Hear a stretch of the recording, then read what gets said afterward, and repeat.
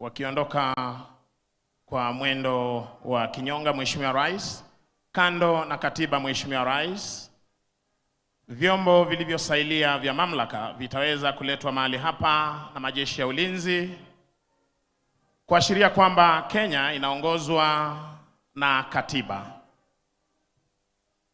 Basi Mheshimiwa Rais, itakayofuata hivi sasa ni coat of arms, ambapo tutaweza kuletewa na mwenzetu toka jeshi la wanaanga.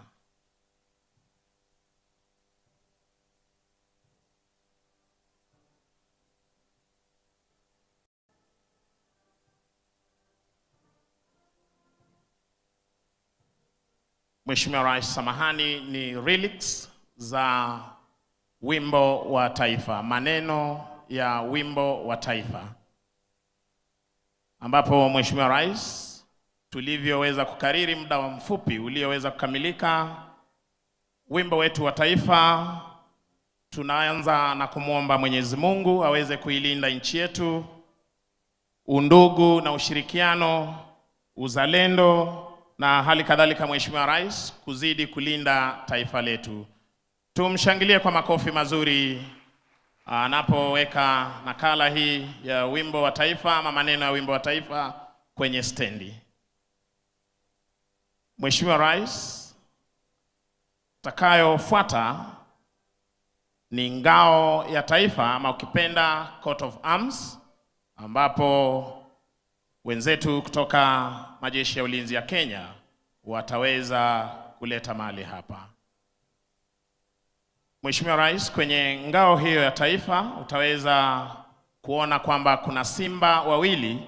Simba hawa inaashiria ulinzi ambao mumeweza kututwika kama wananchi wa Kenya kwa ulinzi wa taifa letu la Kenya. Mishale utakayoshuhudia kando ni umoja wetu na uhuru na kuwa tayari kulinda taifa. Kisha Mheshimiwa Rais, utaweza kuona bendera za taifa letu jinsi nilivyoweza kukariri, rangi hizo zikisimamia kila moja. Basi jogoo unayoiona ikiwa na shoka inaashiria mwanzo mpya, na kwenye chini yake utaona neno harambee linalosema sote tuvute pamoja. Mheshimiwa Rais, tukivuta pamoja tutakuwa washindi. Tushangilie kwa makofi tafadhali.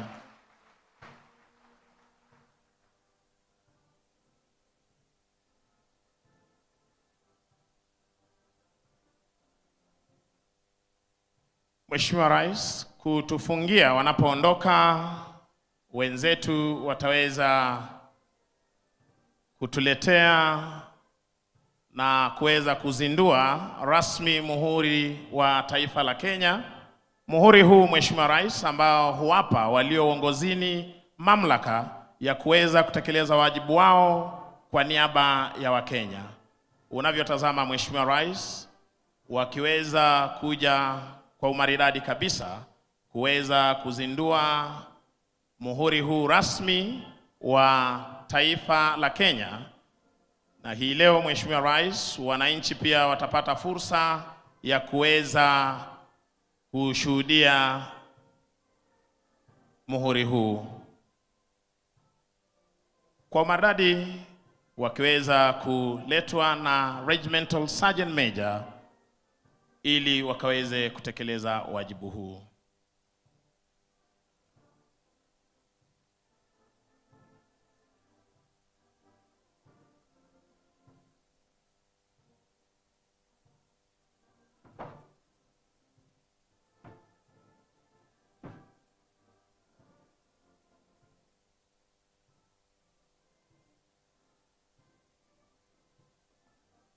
Tuwape makofi mazuri Mheshimiwa Rais, wakiweza kuzindua rasmi muhuri wa taifa la Kenya.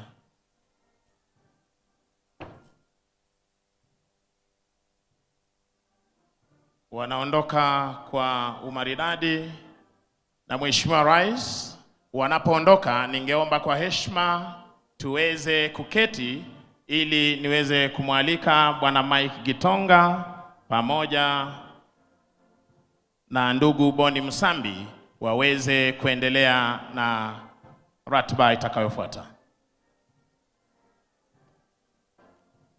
Thank you, Your Excellency. Ladies and gentlemen, with the instruments of state now duly installed, we can now proceed formally. Your Excellency, the contours of the Constitution of Kenya are marked in 18 chapters. Each chapter represents a pillar in the structure of our democratic state.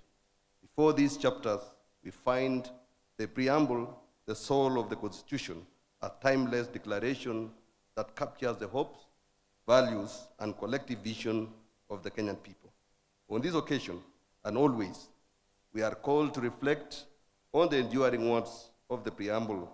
These words express the solemn covenant we make or we made with ourselves and with future generations. A covenant grounded in justice, unity, and the promise of a better Kenya.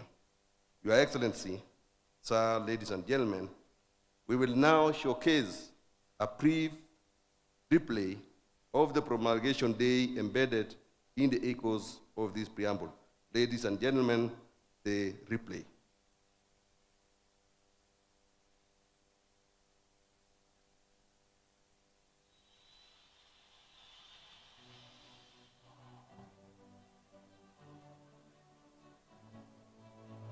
We, the people of Kenya, acknowledging the supremacy of the Almighty God of all creation, honoring those who heroically struggled to bring freedom and justice to our land, proud of our ethnic, cultural, and religious diversity, and determined to live in peace and unity as one indivisible sovereign nation, respectful of the environment, which is our heritage, and determined to sustain it for the benefit of future generations, committed to nurturing and protecting the well-being of the individual, the family, communities, and the nation, recognizing the aspirations of all Kenyans for a government based on the essential values of human rights, equality, freedom, democracy, social justice, and the rule of law, exercising our sovereign and inalienable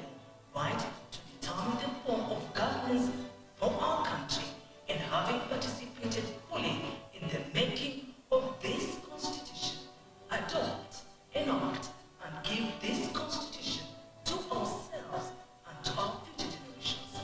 God bless Kenya. Shall be the new Constitution of Kenya with effect from the 27th August, the year 2010.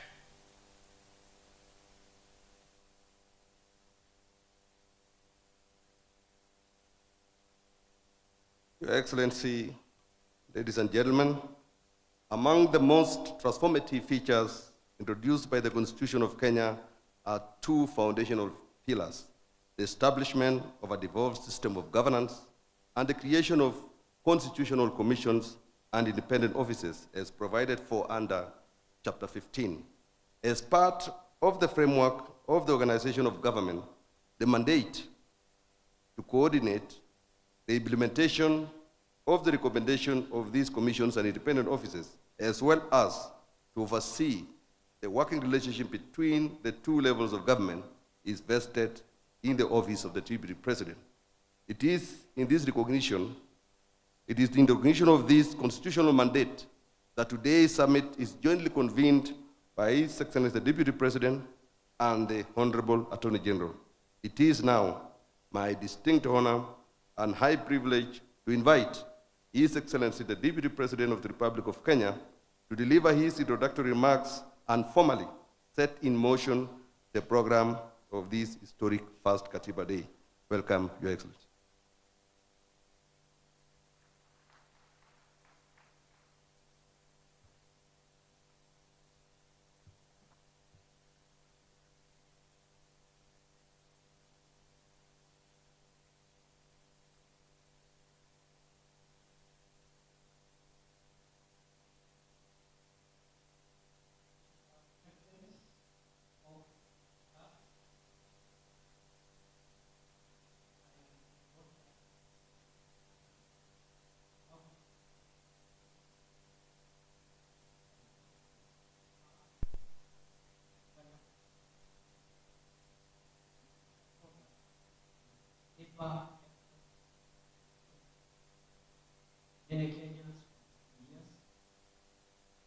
this is a constitution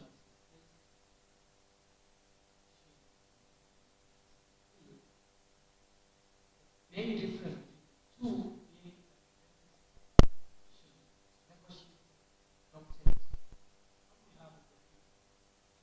by leaders of the dominant parties that time. Dominant parties, dominant political parties that time. For the 2010 Constitution, first, the process was longer, difficult. More importantly, it involved a lot of participation of the people. Their representation. Many of them directly elected make up of those who are elected. That month, the 90s.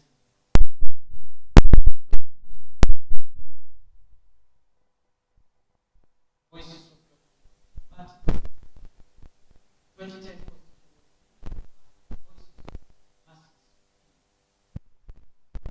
ending it with the voices of the leaders who were holding office at that time. Mr. President, we are also lucky. Our Constitution sets a very clear hierarchy of the priorities of the nation. And that is the preamble we've just listened to, and that has just been replayed here. That preamble summarizes the national priorities.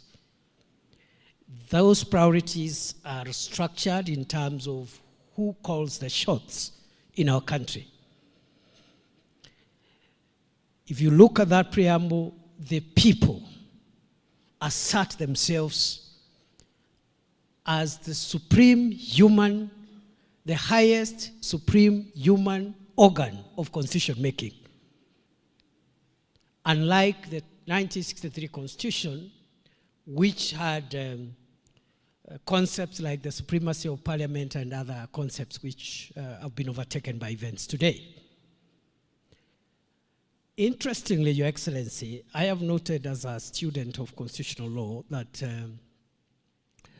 the same preamble, the people asserting themselves as the highest constitution-making organ, the people, they do recognize two things: that this nation exists subject to a higher authority, the Almighty God of all creation. That part is normally left a lot in constitution making, especially in analyzing the structure of our constitution. But the preamble also has told us downstream, the people who are the highest human constitution making organ have delegated most of what they would be doing themselves to organs of states and to the levels of government that are represented here. Both the organs of state, the three arms of government, and the two levels of government. Your Excellency, that preamble also helps us to understand our national values. We respect the individual, the family, the community, and the nation. That hierarchy again of the units that constitute our nation are spelled out there. The other feature, Your Excellency, again summarized in the preamble and elaborated in the many chapters, the 18 chapters that follow, is the feature that talks about intergenerational responsibilities and equity between generations.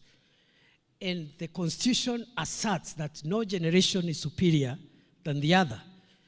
There are obligations of the present generation to future generations in perpetuity.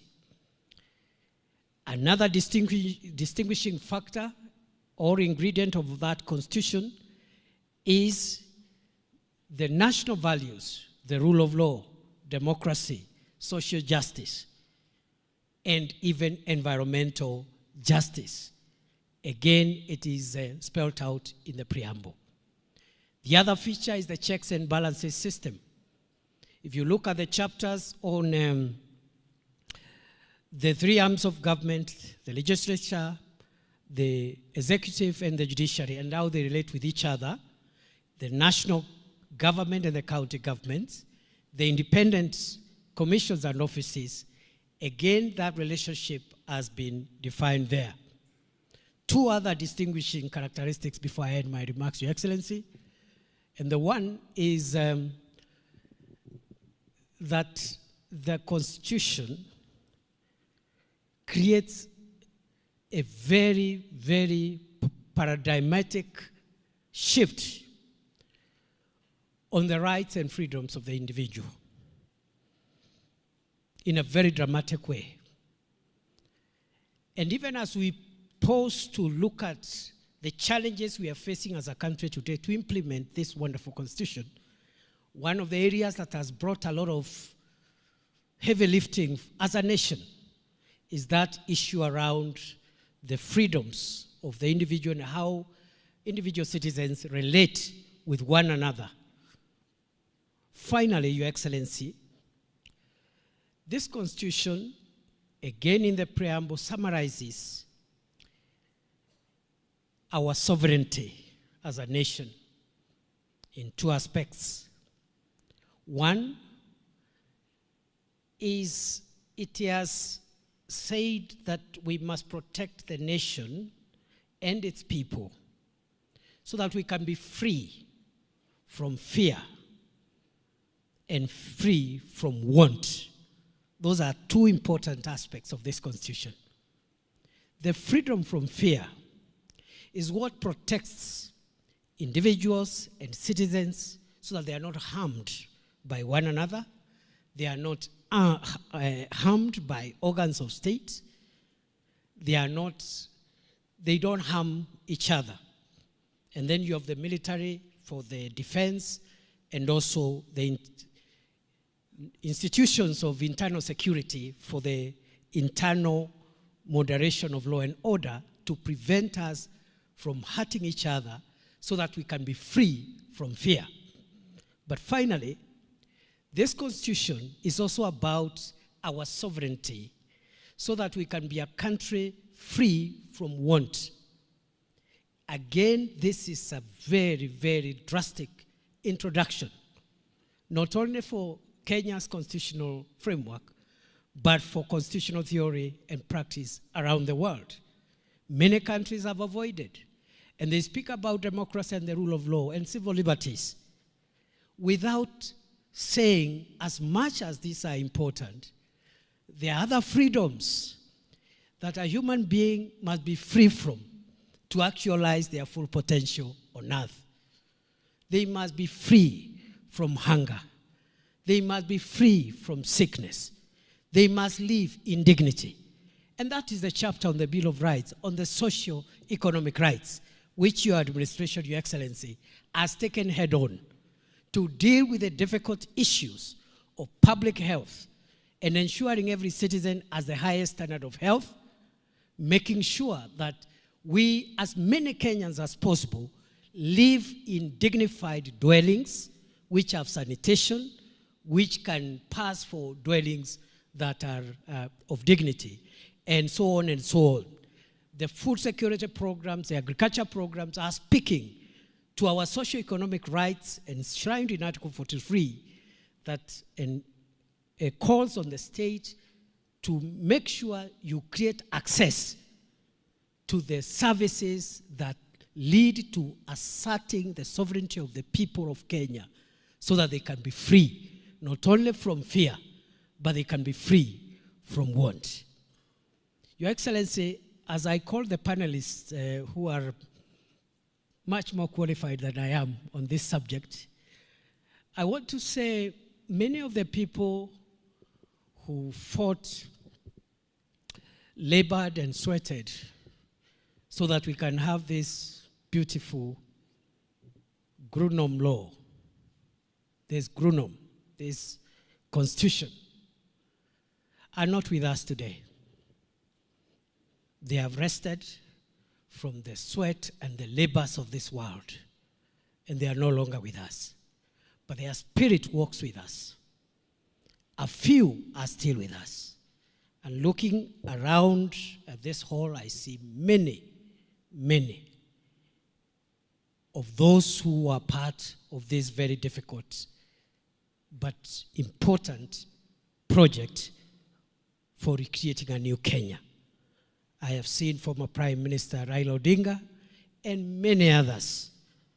And I think I am in good space, and I look forward this afternoon to refreshing my memory, my mind, and my value system as a Kenyan on what I need to do to make sure that I live to the spirit, and I live up to the spirit and expectations of the Constitution in the office that I occupy. With those many remarks, Your Excellency, I've been requested to call the panelists. I don't know where they'll speak from.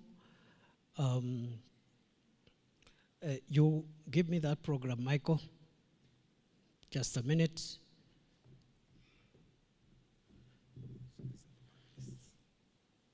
Where will they sit? They will come here. So, Your Excellency, sorry if I've spoken for long. You know, in your presence, my speech should be short. But I speak for long when I'm doing my own events. I'm sorry about that. I will call the following panelists who represent various shades of representation.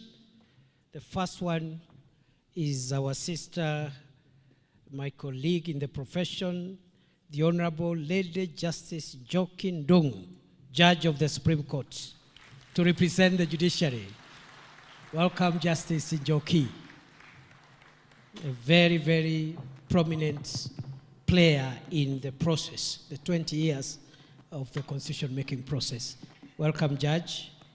I'll also call another colleague of mine and my senior in the profession and also in the academy, Professor Makau Mutua, Senior Presidential Advisor on Constitutional Affairs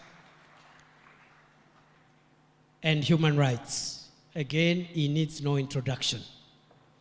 I will also call my brother again and my colleague, the Honorable Dr. Otiende Amolo, Senior Counsel, Member of Parliament for Rarieda,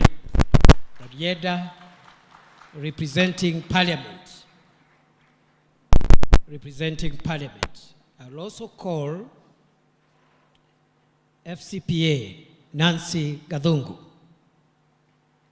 Auditor General, who will represent constitutional commissions and independent offices. I will call to the dais Governor Fatuma Achani, Governor of Kwale County, representing the Council of Governors.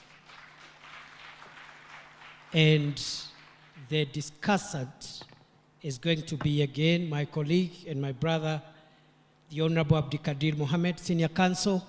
Please make your way to the stage. Asanteni sana.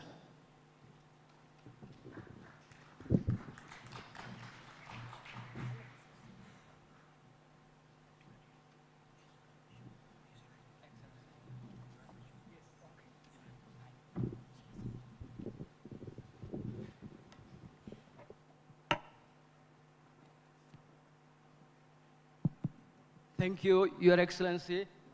I think we'll go straight into it. Your Excellency, the President, distinguished ladies and gentlemen, our hope is that we're going to have a fairly open, transparent discussion on the achievements and the challenges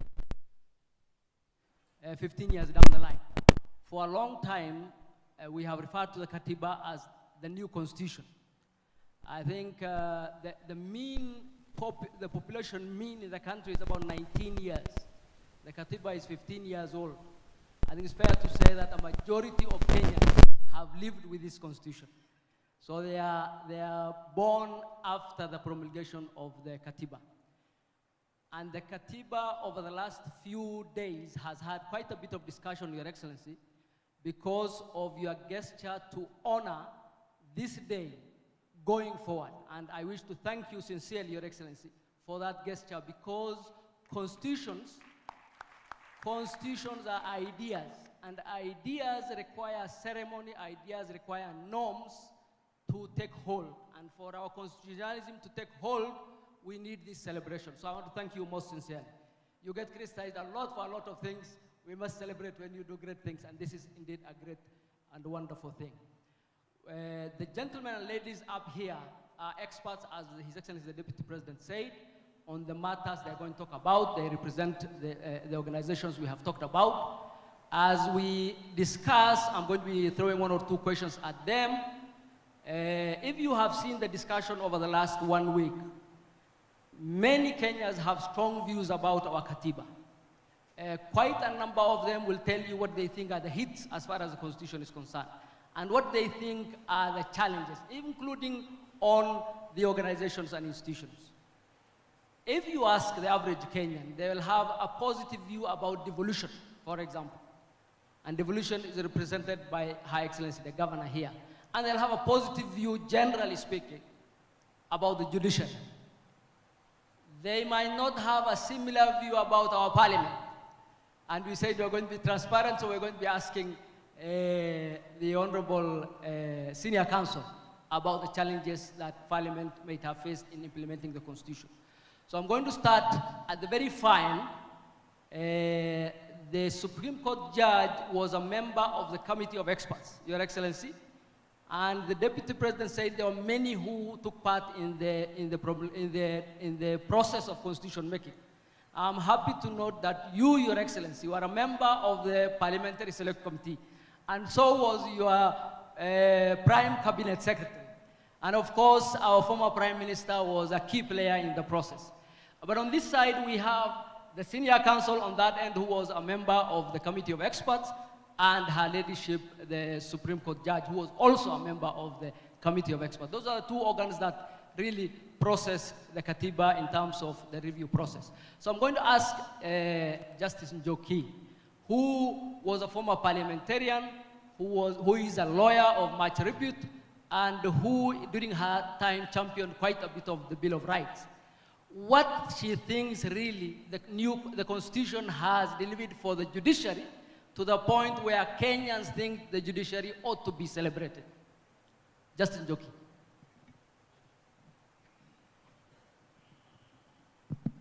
Thank you very much, Chair.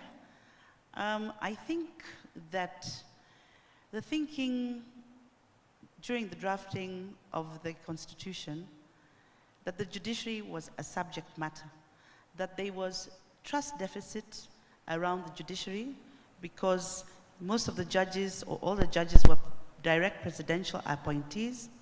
The judiciary had, and therefore Kenyans were distrusting. I think moving from the promulgation of the Constitution of Kenya 2010, we've seen many changes. We now see far much more decisional independence of judges, where judges fear not that night phone call from State House, as was in the dark days, where now we have seen more operational independence, as gradually the judiciary is getting a little bit more funding, that is increasing staff. We are now increasing judges. The judiciary is now operational in 47 counties, and therefore access to justice, which was partially a vision of the Constitution, is now, we are on the journey there. There's also the issue of Kenyans who now come to the judiciary.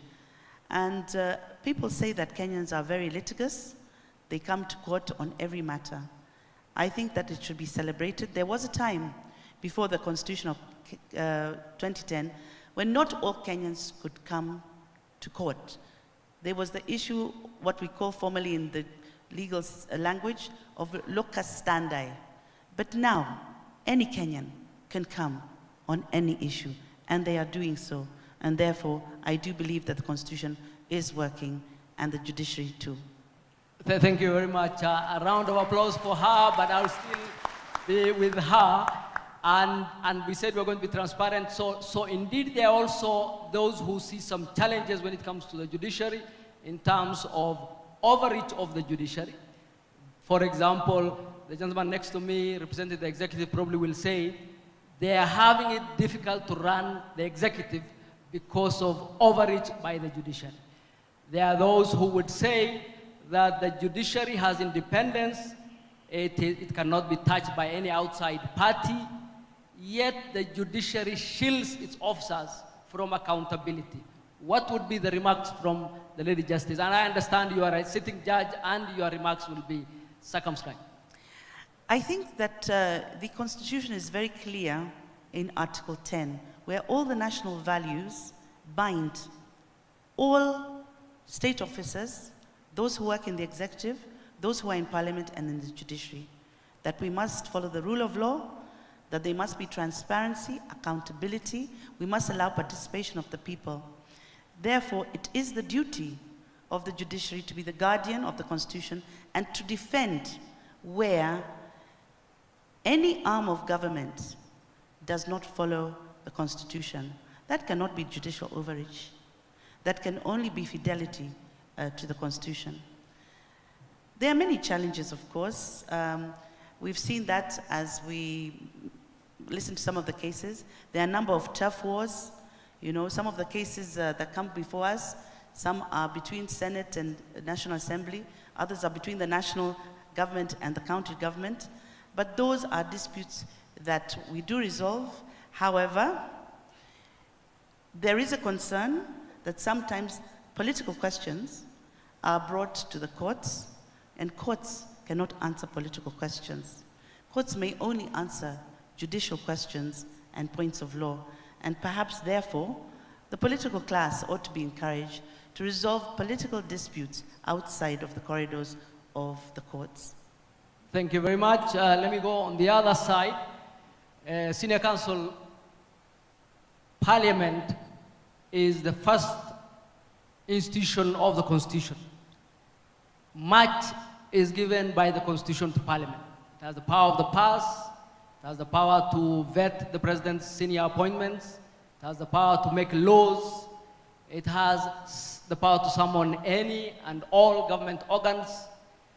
Yet, I think I speak for many if I say many Kenyans are not happy with our National Assembly and our Senate, starting from the President and the former Prime Minister all the way to the villages. What is it about Parliament that has not endeared itself to the people as far as the powers given to Parliament by the new Constitution and the powers given by the people to Parliament? Thank you, Session Chair. First, allow me to thank the President for the proclamation. Your Excellency, you'll be surprised when you are watching the ceremony for promulgation. I'm sure you did not see the committee of experts anywhere. We were 9 of us, 3 international experts, 6 local experts. Our chair has since passed on, the Honorable Nzamba Kitonga AC, and I'm praying that he might be recognized posthumously. But as soon as we released the final text of the Constitution to the government printer, nobody remembered us. We didn't even have a seat.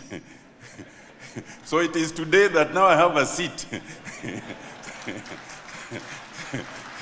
So I thank you 15 years later. Njokindungu will tell you, Professor Sempebwa brought his wife all the way from Uganda and could not sit. Secondly, fortunately for us, both yourself and the Prime Minister were in Parliament, and you are there much longer than me. So if there are things to be known, I'm sure you know them. But more fortunately, I'm here with my Speaker, Session Chair. I hold no leadership position in Parliament. So if anybody is to be crucified, please look for the Honorable Wetangula. Me, I'll give my perspective. I will give my perspective from having participated in the Committee of Experts to my experience now in 8 years. First, I am the first to concede, and I've said this and I've conceded it in public, that I don't think we are doing well in Parliament, especially the 13th Parliament. I am not here to apologize. But just like all other branches, there are successes, but there's work to be done. At least in our favor, 15 years down the line, we still have a bicameral Parliament. 15 years down the line, we've held elections regularly. We are still able to vet. We are even able to impeach as we recently did. So at least it is there. But there are two problems that I see. One is historical and one is institutional. The historical one, Chair, you will remember, is the problem between the National Assembly and the Senate. In the Committee of Experts, we had designated the Senate as the upper house. You who were in Parliament then decided that we did not need a Senate and removed it. When it came to us, given the historical experience that we had in this country, we decided we needed a Senate at least to protect devolution. So unfortunately, all the powers we had given to the Senate were removed, and we left the Senate with a threadbare role of protecting devolution and taking care of the interest of the devolved units. Very little. And ultimately, therefore, with the subsequent interpretation by the Supreme Court and all, there remains sibling rivalry between the Senate and the National Assembly, and sometimes it becomes a problem for Parliament as Parliament. That is historical.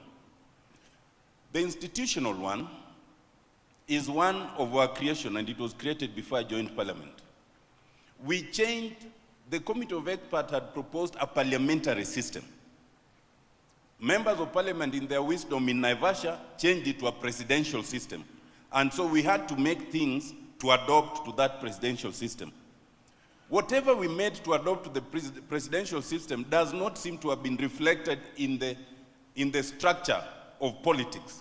So that what we have now is you have members of Parliament from the party that is in the executive, and because they are the majority in Parliament, they call themselves government. You have members of Parliament from the minority who call themselves opposition. Members of Parliament are yet to learn that there is no government or opposition inside of Parliament. There is only the majority and the minority, and collectively, we are supposed to oversight the executive. That we have not learned, and it's something we struggle with, and that's part of the problem. I think moving forward, there are things to be done. One, is Parliament must seriously work on the trust deficit that we currently have. But secondly, and Njoki talked about judicial overreach, we had a colloquium with the judiciary recently, and I made the proposition that while the judiciary is free to handle Parliament in any way, especially when it's doing a quasi-judicial duty, please let Parliament handle legislation, because there are inbuilt mechanisms. You can find us wrong later. But lastly, from the executive perspective, it must also reduce its chokehold on Parliament. Kidogo tu, then we'll be able to move forward. Thank you very much. But may I remind the senior counsel that power is never given. The Constitution has clothed Parliament with the powers to oversight the executive. It's just that Parliament has decided to go to sleep. So probably is to ask Parliament to wake up and don't give the President everything he asks for. So let me ask Professor, who represents the President's office. The executive is the largest organ of government. The executive is the implementer and usually is the culprit when it comes to rights. What is it about our Katiba that has limited the powers of our executive to make sure that the executive is accountable to the people? Thank you very much, Abdul Kadir. I just want to say, first of all, you'll sympathize with me because you have asked me to answer a question and to speak about the executive in the presence of my boss. I have told you that in the military, when you want to speak freely, you ask your commander to speak freely. So we'll ask the President to give you permission to speak freely. Luckily, the 2010 Constitution protects me from any adverse conduct from anyone in the Republic. I just want to say that of the three arms of government, the one that has the awesome responsibility for the security, the protection, and the prosperity of the Republic of Kenya is the executive. This is a job like no other. Now, in constitutional theory, as you know, and political practice, the three arms of government are supposed to be co-equal. But I think it is common knowledge to philosophers and scholars that the executive is the first among equals. And you recall, of course, that democracy itself, as a phenomenon for the governance of society, is a very difficult practice to execute. It was none other than Winston Churchill, who opined that democracy is the worst form of government except for all the others.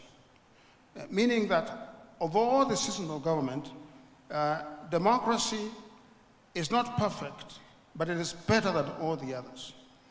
But Churchill also said something else. He said that the best argument against democracy is a 5-minute conversation with the average voter. What I'm trying to say is that the performance of democracy is very difficult. If something goes wrong in the country, citizens will not blame the legislature. They will not blame the judiciary. They will look to the president. The president and the executive have a thankless job. If there's a terror attack, he is blamed. If there's a flood, he is blamed.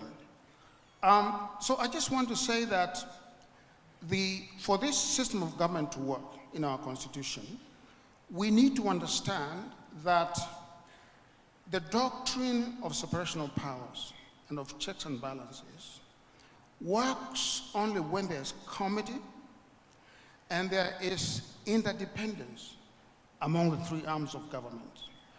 I like to say that this doctrine is like the function of the knee. The knee has the thigh bone, it has the leg bone, but it has the cartilage.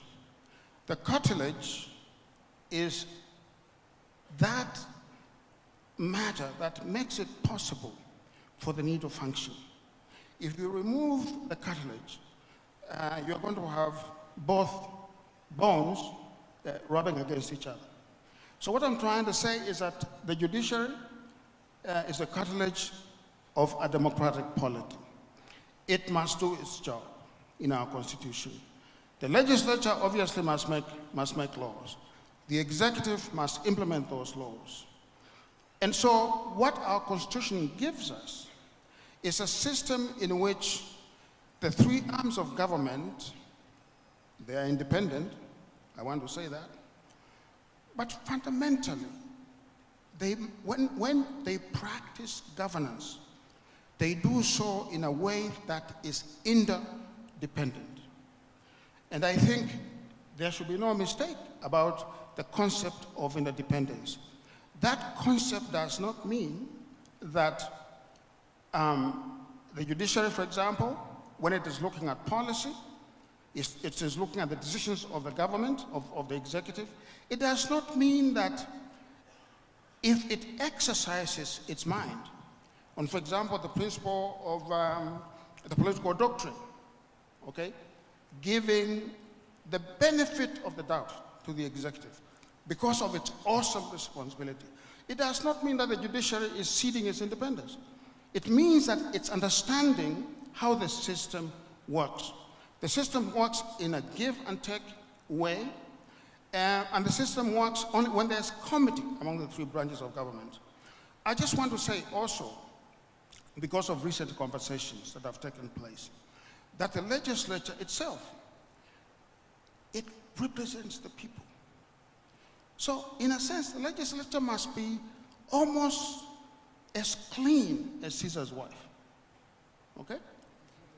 And I have seen, and I want to say this in front of everyone here, I have seen a reaction by the legislature when it was called out on the question of corruption. I have to say that their reaction really could have been better. Instead of looking inward, which is what our Constitution demands, they became defensive and looked outward. The judiciary, similarly. Obviously, the executive as well. But I think fundamentally, there has to be this working committee between the three arms of government. Thank you very much. Thank you very much. A round of applause, please, for a good professor. And I hope the president will not take any actions against him if he has spoken too freely. Let me go to the auditor. Our old constitution had the controller and auditor. Yours is now the auditor. Many Kenyans are happy with the reports you produce, and many Kenyans have a positive view generally about the auditor's office. What is it about the constitution that has helped your office come into being and exercise those powers to the point where many are happy with what you do? Thank you very much, Moderator, Your Excellency. Again, I join my colleagues here in recognizing the importance of this day. It heralds a new era that moving forward, hopefully, we shall put the Constitution at the front of all decisions and actions that we take as government. To answer the question concerning the Auditor General, we'd have first to demystify and remove the misconception concerning constitutional commissions and independent offices. Most of the time we hear people referring to the CCIOs, as we call them, as competitors to the governance structures already established, or as a fourth arm of government. That is far from the truth. Constitutional commissions and independent offices are not a fourth arm of government. They are intermediaries between the people and the three arms of government as established. And why do I say this? Allow me to go to Article 249, and this will also answer the question on the role of the Auditor General. If you look at Article 249, and the experts are here, two of them, it is demanded of us as CCIOs that we protect the sovereignty of the people. So the work that we do, the established constitutional commissions and independent offices are demanded by the Constitution to protect the sovereignty of the people. And why is that article there? It means the Constitution contemplates that the sovereignty or the sovereign power of the people as guaranteed by the Constitution may not always be safe or may not always be observed when the people delegate such power to the three arms of government who are ideally supposed to be independent of each other, whether at the national or at the sub-national level. And as CCIOs, we are tasked to protect that sovereignty through our various mandates, including the audit of how public finance is being applied in the actions, in the activities, in the policies, in delivery of services, and also in sustainable development, and report on this. But of course, the Constitution also contemplates that there will be action taken on this. We are also required to secure the observance by all state organs, and all state organs includes the constitutional commissions and independent offices on the democratic values and principles. And that means we recognize that as a democracy, the ultimate power rests with the people, and hence the constitutional requirement under the various articles for the participation of the people in the decisions and actions that affect their lives and their livelihoods. And the decisions and actions that affect the people's lives and livelihoods utilize public resources, whether in form of funds or whether in form of our other wealth within the country. So the Constitution did not envisage the breach of this requirement or tokenism or superficial gestures or symbolic action on public participation. And the judiciary has pronounced itself on this. And we can challenge Parliament, and the Speaker is here, that we need a law and we need regulations on public participation so that moving forward we all have a point of reference. So with regard to the work that I do as the Office of the Auditor General, we follow the money that Parliament appropriates, because the money is appropriated by Parliament, the money is oversighted by Parliament, and Parliament reports back to the citizens on how the funds that they have appropriated has been utilized for the benefits of those they represent. So the Office of the Auditor General is established as an arm of Parliament or as an independent oversighter that links directly to the people on how their resources have been utilized. So it is not an easy job because when you follow the money, and sometimes decisions are made that require or that are informed by leadership, that people require certain services or we require certain development projects or programs, and the people have not been consulted, then I have to come up and say, hey, wait, Article 249 requires that I report on the sovereignty and the public participation of the people. We have seen some improvements in terms of implementation of audit recommendations with the discussions with the head of public service on how issues should be addressed within the various state departments and within the various state-owned enterprises, and of course drill down to the sub-national level. We have seen more interest in what issues are being raised, what risks are there, what internal controls need to be established, so that at the end of the day, there is meaningful development and there is quality and sustainable service delivery. Thank you. Thank you. Please give her. Unlike the auditor, many other commissions, and I'll not name any so that you have a freedom to speak, are not, don't have the same views as far as the Kenyans are concerned. There are many, each of those chapter 15 organizations was set up specifically because of a particular challenge that the Constitution realized needed addressed at the constitutional level. Quite a number of those challenges still exist up to this day. Any of the areas would you say then, and there was a lot of hope that the constitutional commissions would really be a major answer to our constitutional problems, to our governance problems. Would you say that many of these commissions, okay, probably you will not say, but let me say that many of those commissions probably have not met that threshold. What is the challenge that faces many of the commissions so that the executive feels they are stepping on the executive's toes, the people have not seen the benefits of those commissions? Are they too many? Did we not design them well? Why do you think the commissions have not performed as well as hoped? Thank you. We have to go back to what I said earlier, the perception that constitutional commissions and independent offices are competitors with established governance structures, especially within the executive. We have a lot of overlapping mandates where you find the executive state departments do not want to let go of functions that purely belong to a constitutional commission and independent office. And therein lies the problem, that the funding that should go to a constitutional commission to carry out its mandate continuously and effectively is first of all not there. And then there are perennial disagreements between particular state departments or other agencies on the role and mandate of constitutional commissions and independent offices. However, there have been a lot of successes. And we've seen, and unfortunately, sometimes other agencies take credit. If you look at some of the work that's done, for example, by the National Land Commission, you'll find that when it comes to discussions in public, it is the Ministry of Lands that will be at the forefront. My good friend Alice is looking at me. If you look at, for example, when we are dealing with the teachers in the country, you will not hear the Teacher Service Commission being mentioned. You'll hear the Ministry of Education.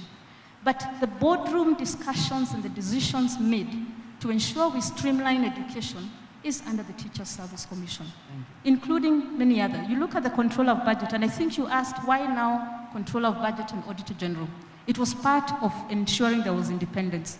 We had a Controller of Budget department within the Office of the Auditor General because I am from those days, and it used to do purely the work that the Controller currently does, but not as in-depth as now required of her by the Constitution.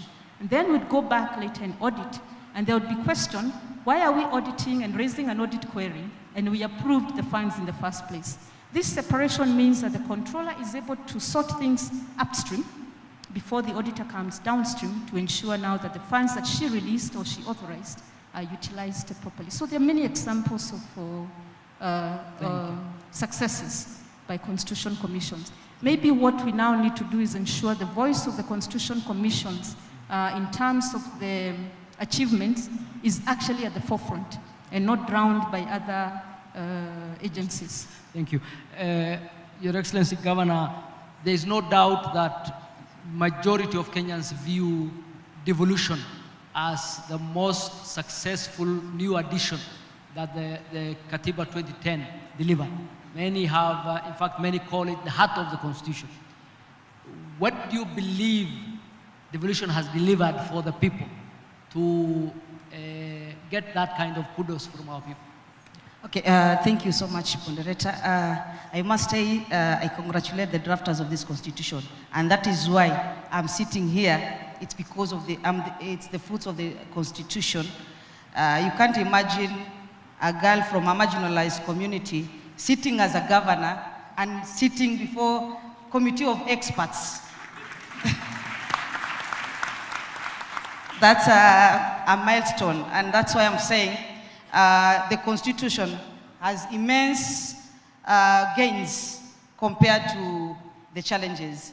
Devolution is one of the gains of the Constitution, and it has brought governance, and it has promoted equity, inclusion, and also local development.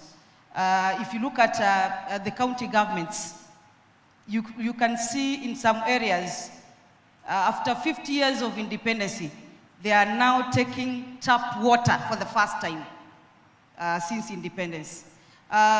We can see in health, the first years in Mandera was done during devolution.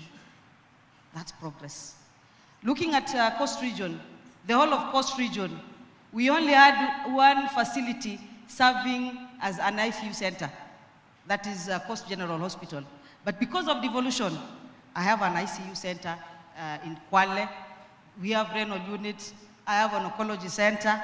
So devolution has brought a lot of change. It has given people opportunity to participate, to propose what they want. We've given our people the opportunity to decide on what they want the government to do. And that's why we've seen a lot of changes in counties in terms of health, ECDs, like in my county, from 0 ECD to 540 ECD centers, from 0 ECD teachers to around 900 ECD teachers on permanent and pensionable basis. And this is happening all over the country. In terms of economy, the local economy has grown. Looking at my county, we have over 200 women and youth group companies who are doing business with the county government. It never used to happen. It's happening now. So devolution is a real thing which the Constitution brought to the people of Kenya. Asante sana. Now, with good things comes challenges. There are those who view governors and officials of the counties, or let me put it this way, how would you suggest we address the rampant question of misuse of funds at the county level? Okay, thank you. I must say, I don't know what's happened. It's like everybody's looking at the county government, and the money is all over the country. But you look at everybody condemning and criticizing county government when it comes to corruption. I want to call upon Kenyans to go and see what is happening in counties. True, the Auditor General does audits of all our books. So when you talk of corruption, unless the Auditor General does not do her work. But because they do audits, where does the corruption come in? So as counties, it's unfortunate that each and every time they talk of governance, they talk about corruption. There's so much, there are a lot of challenges which we are facing as county government, but all in all, counties are doing a lot of work. Thank you very much. And I agree with you, it's because of the transparency. Everybody knows every shilling that comes to the counties. Just like CDF. CDF, for those who have been in employment, will tell you is one of the most useful use of the shilling. The Kenyan shilling, one of the most useful uses is CDF. But because of its challenges in terms of the constitution, and because it's so transparent, it attracts a lot of negatives. But so are counties, and I agree. I think that's a good thing. I think it's good to accept that the challenges are there and see how we can address. Let me say that our Katiba came with a lot constitutions are generally about limiting power. They're about limiting the power of the government. And our Katiba really put our people at the center of our governance and came up with a number of devices to bring accountability. Quite a number of them have not met their hopes because of, the Honorable Speaker will forgive me, he was, the Honorable Tangula, he was also a member of our committee, because of mostly the Parliament's, for example, vetting of senior government officers. Many would have hoped that there is far much more stringent vetting. For example, the recall of MPs, essentially in my opinion, between the legislature and the judiciary, it's not possible right now easily to recall MPs. And quite a number of the devices the Constitution has proposed have not really seen the light of day as designed. And I think Parliament has those challenges. I believe the counties have the challenges we mentioned. I believe the judiciary has had a lot of criticism in terms of its overstep, in terms of overstepping in political questions like impeachment, in terms of hampering the executive's freedom to work, even when in the reasonable circumstances you could balance the right of one person versus the right of the majority of the people while still giving that party their rights. I think overall our constitution has delivered beyond measure. Anybody who lives in this region knows the freedoms Kenyans enjoy are absolutely phenomenal. Let me ask you, Professor, as a final question. The largest chapter in our constitution is the Bill of Rights. You have just been appointed to a new entity that will right many wrongs that have happened recently. Yes. How do you see the challenge that this day and age we have major human rights challenges as a country under our new Katiba? Yeah, thank you very much. First of all, I just want to say that, the performance of democracy and the project of the rule of law are experiments. It is not a destination that when you get there, you're going to say, voila, I've arrived. It's a journey. And if you look at the oldest democracies in the world, and I don't want to mention names, but maybe I can say this because I live there. If you look at the United States, for example, their democracy is several hundred years old.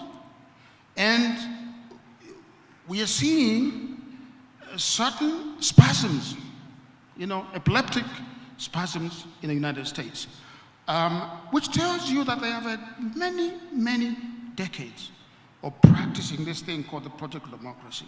And yet, they are still yet to master the mores, the traditions, and the norms of democracy. This democracy here in Kenya is a very young democracy. And I would say that prior to the 2010 Constitution, we had an authoritarian state. Our democracy is only 15 years old. If you really look at the theory of democracy, the way you're supposed to look at it, 15 years of age. So it's a very, very short period. We've made many, many mistakes. I like to say that in writing the 2010 Constitution, we also overcorrected on some things. You asked a question about, for example, the constitutional commissions. There are too many, okay? But let me just say this. Human rights violations are an anathema to the Constitution. But we know that the performance of the rights of assembly, the rights of speech, and so on, it's a difficult journey. I was having a conversation with the Attorney General the other day, and we were talking about how in this country we need a protest law. A protest law that defines what happens when citizens rightfully exercise their right to assembly, so that some of the things that have happened do not happen. I want to say to the President that, Mr. President, you've been very bold. what you've done in appointing my panel of experts is unprecedented, it's historic, and it's really not happened on this continent. If you go back and you look at the South African Truth Commission, okay, with all due respect to my friend, the late Archbishop Desmond Tutu, not much happened there. People would go before the commission, they would tell their stories, there would be a few tears, and they would be given a Kleenex napkin to go and wipe their tears, and they'll be sent away. What we are doing here, with the action by the president, we are doing the first limb of giving justice to the victims. Thank you. Thank you very much. Could we clap for everybody? Let me just finish, because I think it's important for me to say this, because there have been some questions. That is the first limb of justice. Compensation is an aspect of justice. We are not saying that we will not go further and make recommendations. For example, how do you reform our security and police and law enforcement to make sure that they understand what their role is? We will get there as a country, but this is an important action. It answers the questions in the Bill of Rights, and it answers those questions in a very good way, and we look forward to a very fruitful process in this panel that the President has appointed. Thank you so much. Prof, we have a lot of hope in that process, and we have a lot of confidence in you and your team. I know you have gotten a bit of criticism on those issues, but hang in there, and we thank the President for setting up that team in actual fact. It really will go, in my opinion, a long way in healing the country as we move forward. Many don't know that the President and the Honorable Karua were the most active members of the Parliamentary Committee. If you look at the Hansard, the number of people who proposed or seconded, there is no doubt who will come top and second in that list. The President took a lot of energy when we were doing the Katiba, and we thank him for this function. Can I say something? I don't think that the President is getting enough credit for setting up this panel. And I want to hear a round of applause for the President.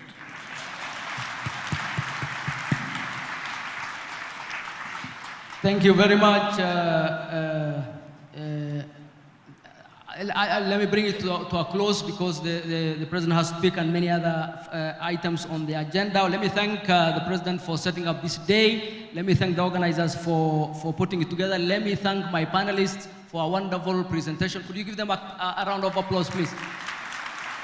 Asanteni sana, thank you very much.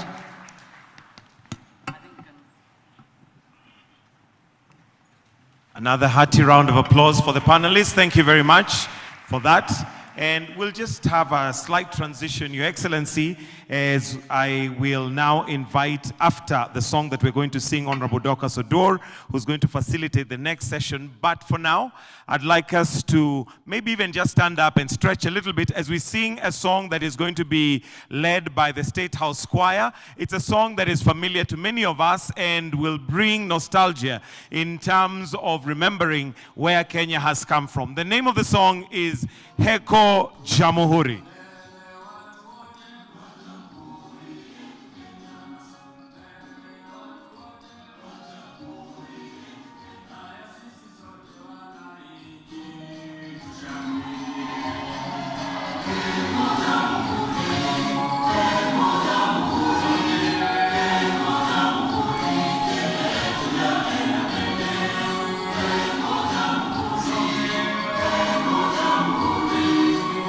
Heko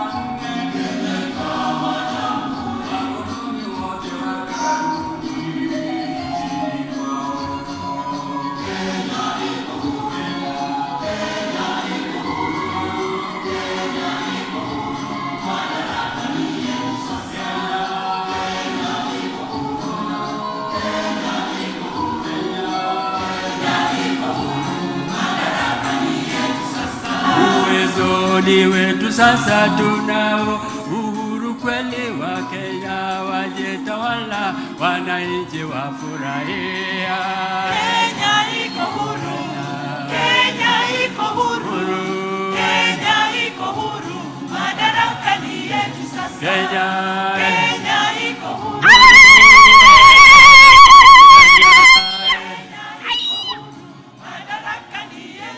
Serikali yetu imbioni, tunaendelea mbele. serikali yetu imbioni, tunaendelea mbele. tunafuata mwendo wetu Kenya warambe. Moto moto Kenya, moto moto Kenya, moto moto Kenya, serikali yaenda mbele.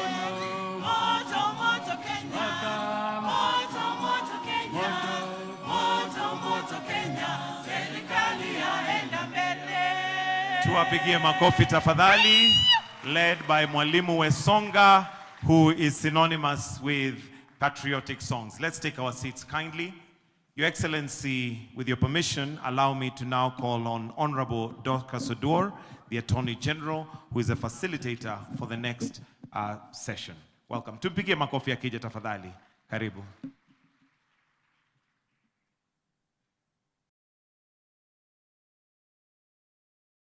Your Excellency, Dr. William Ruto, CGH, President of the Republic of Kenya. Your Excellency, Professor Kithure Kindiki, EGH, Deputy President of the Republic of Kenya. The Honorable Musalia Mudavadi, EGH, Prime Cabinet Secretary. The Right Honorable Raila Odinga, former Prime Minister. Honorable Lady Justice Martha Koome, EGH, Chief Justice and the President of the Supreme Court of Kenya. The Right Honorable Dr. Moses Wetangula, Speaker of the National Assembly, and the Right Honorable Amason Jaffa Kingi, EGH, Speaker of the Senate. Distinguished ladies and gentlemen, good afternoon. Although I am the facilitator, but I was also called upon to make some remarks as the Attorney General. I rely on all the courtesies as have been observed, and I will go ahead and make some few remarks. The Constitution of Kenya puts Kenya on a firm path of constitutionalism and the establishment of a constitutional democracy. To realize this new imperative requires a fundamental mind shift, both in the operations of the state institutions as well as in our social interactions as citizens. The full promise of the Constitution will only be realized if each of the three organs of state, as well as all the independent commissions and offices, embrace the constitutional spirit of public service, public accountability, respect for human rights, and independence. They must remain robustly independent, but constructively interdependent. It is essential that they execute their mandates effectively, but at the same time, eschew tendencies of isolationism. The Constitution rests and is supported by four broad pillars: robust framework for a people-centric public engagement, as has been articulated by the panel before, independent and functional judiciary, executive and legislature, political goodwill. The Constitution presupposes that its transformative superstructure will be implemented in the context of a marching culture of compliance. So when we speak about political goodwill, it is the will of everybody who is holding leadership position. Every time we speak about political goodwill, we look at the president at the top. But all of us who are leaders are called upon to support the implementation of the Constitution. The fourth one is public vigilance. When people go to court and fault the government, it raises eyebrows. However, we think that is a very good thing because that is the only time that the Attorney General and the petitioner are together. The principles are the same. Then why do we sometimes object to those applications or petitions? It is because we believe in the same principle, but the facts that support the principle could be different. So all of us support independence and accountability. The institutions represented that will speak this afternoon must carry the burden of delivering services to the people of this great republic, even as they bathe in the high-minded ideas of independence, separation of powers, checks and balances that are so well elucidated in our progressive constitution. These are not concepts introduced to invite division or supremacy battles between manning organs and institutions of the state. Rather, they are grand ideas necessary for the proper functioning of a modern democratic state such as ours. The success of Kenya will ultimately be measured by the success and health of our constitution and our demonstrable respect for the totality of what it stands for, what it promises, and what it delivers. In my view, it is the realization of the Bill of Rights in its full gamut, social, economic, political, and cultural elements that provides the ultimate touchstone. As the chief legal advisor to government, the Constitution provides the bedrock against which we discharge our mandate. It is our North Star. When we provide advice to all organs of government, our focus is on promoting fidelity to the Constitution and practice of constitutionalism. The arms of government need to recognize that they are cogs in the same wheel. The successful implementation of the Constitution requires a cooperative and collaborative approach to governance, one that seeks to respect the architecture of the Constitution and the sovereignty of the people. The Attorney General's office will continue to be the defender of the rule of law, a faithful dispenser of legal advice and protection of the public interest in all its work, whether it is court representation, review of legal documents, legal aid, legislative proposal development, or legal advice. As we mark the 15th anniversary of the 2010 Constitution, we celebrate the sacrifices made by Kenyans to get the documents. We recognize the responsibilities bestowed upon the Attorney General in ensuring deepening of constitutional democracy, and we commit to always be guided by the Constitution in supporting the people of Kenya, the executive, the judiciary, and the legislature in our continued quest to implement the social contract faithfully. For all those in the panel today that will speak after me, let us reflect on how best we can enhance collaborative engagements and increased adherence to the constitutional principles and requirements in a manner that promotes harmony and sustainable development. As the Attorney General, I'm honored to steward this reflection segment on Katiba Day Constitution at 15. Today marks not only a celebration, but a moment of honest stock-taking. Our Constitution has anchored democracy, human rights, and the rule of law, and has redefined the relationship between citizen and state. It calls us to integrity in governance, inclusion of all voices, fidelity to public service, and accountability in the exercise of power. At 15, the Constitution challenges us to deepen its promise, to guard against complacency, and to remember that each institution is only as strong as the trust it inspires. This is why we pause today to hear directly from the custodians of our constitutional order how far we have come, what lessons we must heed, and where we must go. In my conclusion, while reflecting on the theme of this day, which is Katiba at 15 years, our covenant, our promise, our future, I would then pose the following questions to Kenyans to have a deeper, sincere, and honest reflection. I'm a human being, I could be wrong. And no human being is beyond repair. The first question, is devolution working as was envisaged by the framers of our Constitution? The second question, why is there more wastage of public resources at the county level as observed by the Auditor General in the various reports, yet there are more accountability mechanisms, checks and balances institutions established at both national and county level? The third question, why would we allow the electoral cycle after every 5 years to be the determinant of the calls for constitutional reforms? The fourth question, is it then time for us to audit, review and evaluate the Constitution to see whether it is working or not working as intended by the framers of our Constitution? Somebody might ask, What is the Attorney General doing to realize the aspirations of the people and the provisions of the Constitution?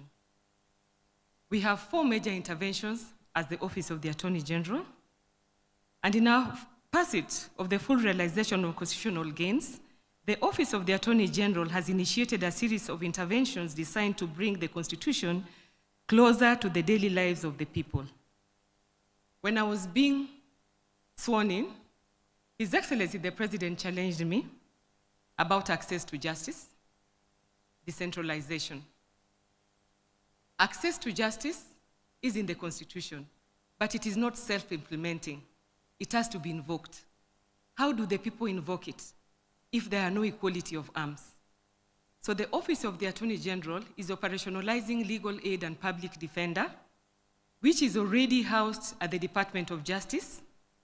And on the 1st of November, Your Excellency, the Office of the Attorney General will operationalize legal aid in all the 47 counties, with the 2 state attorneys giving legal aid to indigent at the county level. We have already employed 90 state counsel. They have gone through Kenya School of Government. Graciously, the Chief Justice is interning them for 2 months. We will pilot children in conflict with the law. That is criminal because of their liberty, probate and administration, and land cases. If we do well, we will justify, enhance budgetary allocation so that we can broaden the subject matter and enhance the capacity of the OAG. Secondly, when I took office, we were in 13 counties. I'm happy to report, as required under the Constitution, that each government organ must be in every county level. We are now at 33 counties, and by the end of this year, we hope to be in all the 47 counties.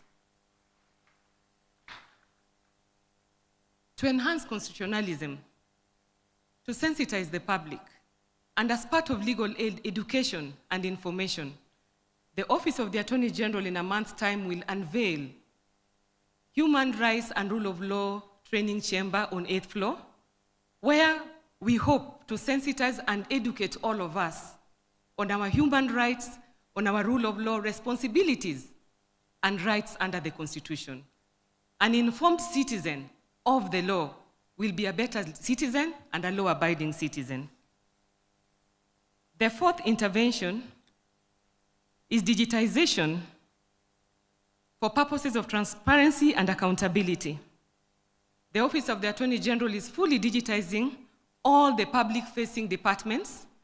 His Excellency the President challenged all cabinet secretaries, and we were asked, how do you carry the people with you? I believe that by these 4 initiatives, we will justify how we are carrying Kenyans with us as the custodians of your rights, rule of law, and human rights. With those few remarks, allow me to now shift as the facilitator. And as we reflect on this covenant, I'm reminded of the words of the late Chief Justice of South Africa, Ismail Mohammed, who observed that the Constitution is not a mere set of technical prescriptions.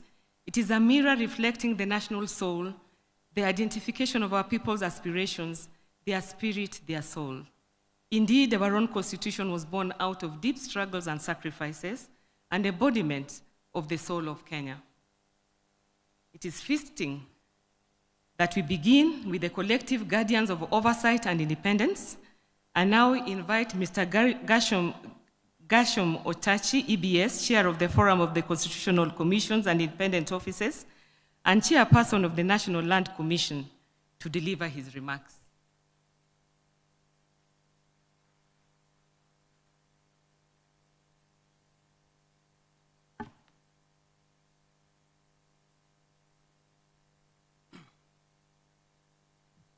Your Excellency, the President of the Republic of Kenya, Dr. William Samoei Ruto, allow me to ride on the protocols established.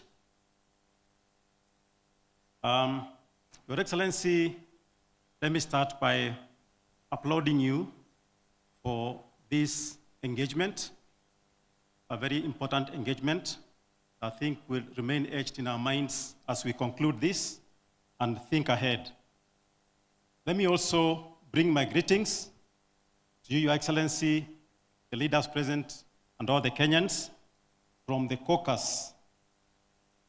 Your Excellency, the CCIOs brings together 15 constitutional commissions and 5 independent offices, generally under the Chapter 15 commissions, but even those that are analogous.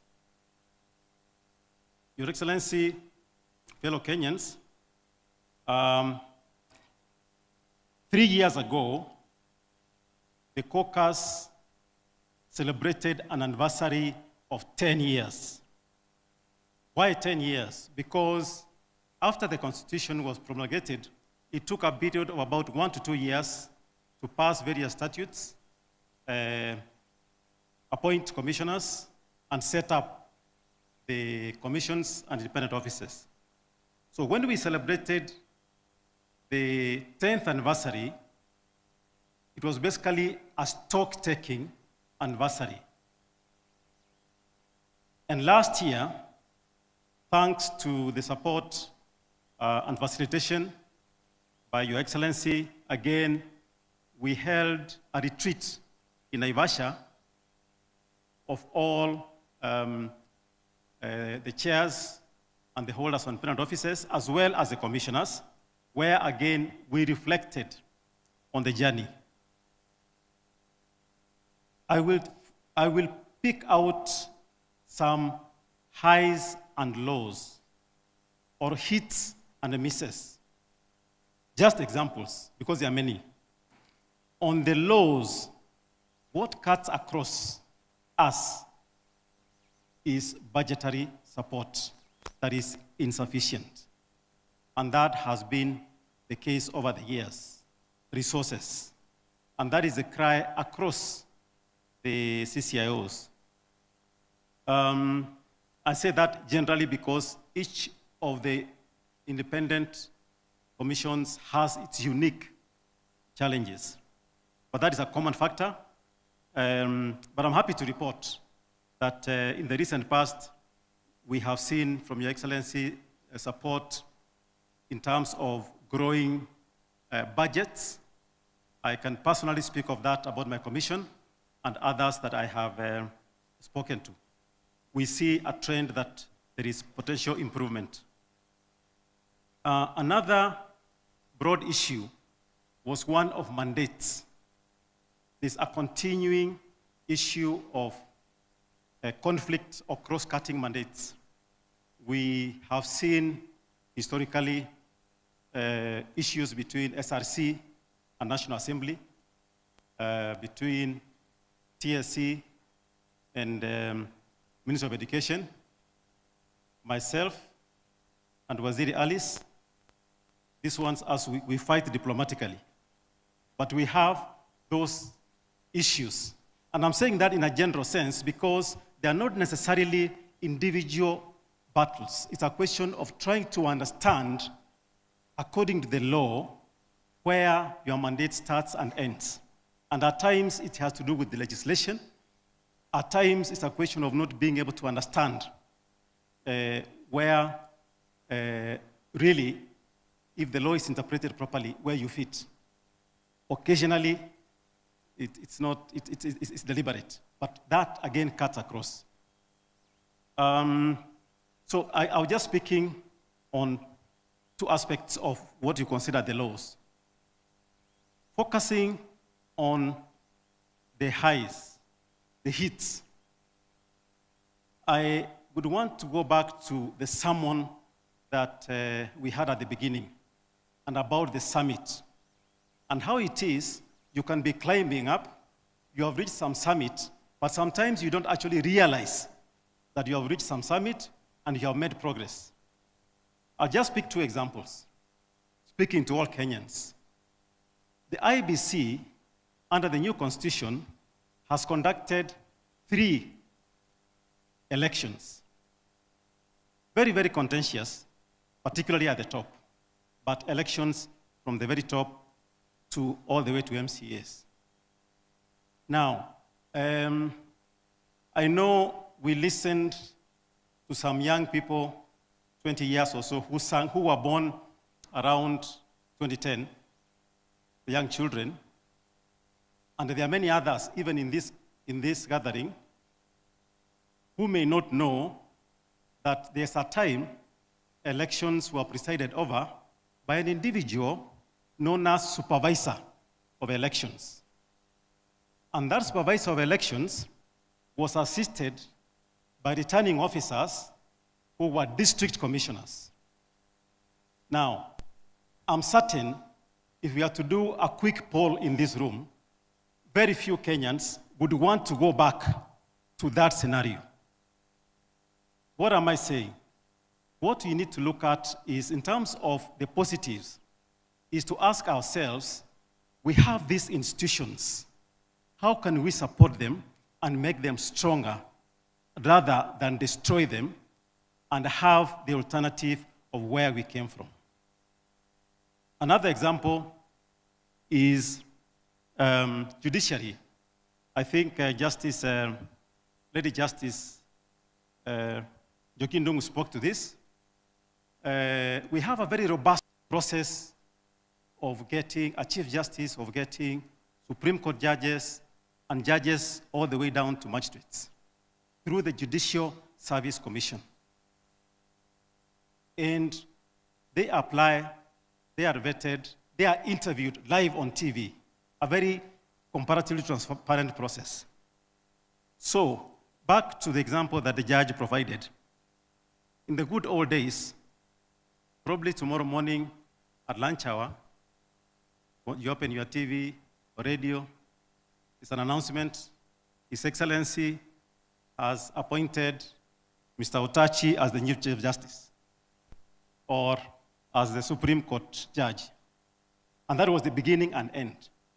Now, what we have been used to now, would we want to go back? Would we want to roll back those gains? So, I'm just picking on examples of what as we are taking stock, we are trying to appreciate. The point I'm making is every now and then you see attacks on constitutional commissions and independent offices. But even as you look at those attacks, we should ask ourselves whether we want to look at a glass that is half empty or half full. On our part, and on my part, I want to look at a glass that is more than half full. I would say the glass generally across CCIOs is about 75% full. So that remainder, which are the laws, how can we work around supporting? To conclude, I just wanted, because I was told to make highlights. To conclude, a very robust discussion that is across generation. We have had Gen Zs come strong, very strongly, raising their voices. I would urge those who are involved in appointment of commissioners, holders of independent offices, consider the Gen Z.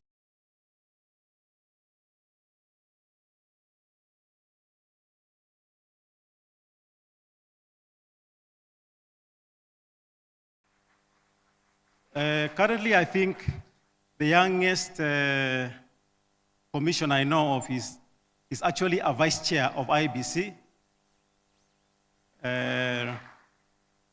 Fahima Arafat, a young lady from a sort of marginalized community. I want to imagine you should be able to have those young people. I don't know whether 32 is Gen Z. Is that millennium? Millennial.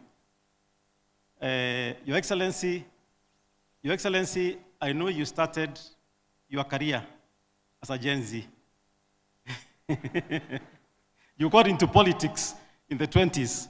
So can we encourage the Gen Zs? Can we bring them on board in this space so that they are not out there complaining, let them come in. Even, Your Excellency, even as you recycle us, see, when I'm about to finish this one, I'll come to you and be in Patia Ingine. But even as you recycle us, can you also look at the younger generation? Can we as Kenyans, as we go about our business, how can we get the younger Kenyans being part and parcel of that summit of the Constitution? I hope I have been brief enough, because I know the other speakers. Asanteni sana.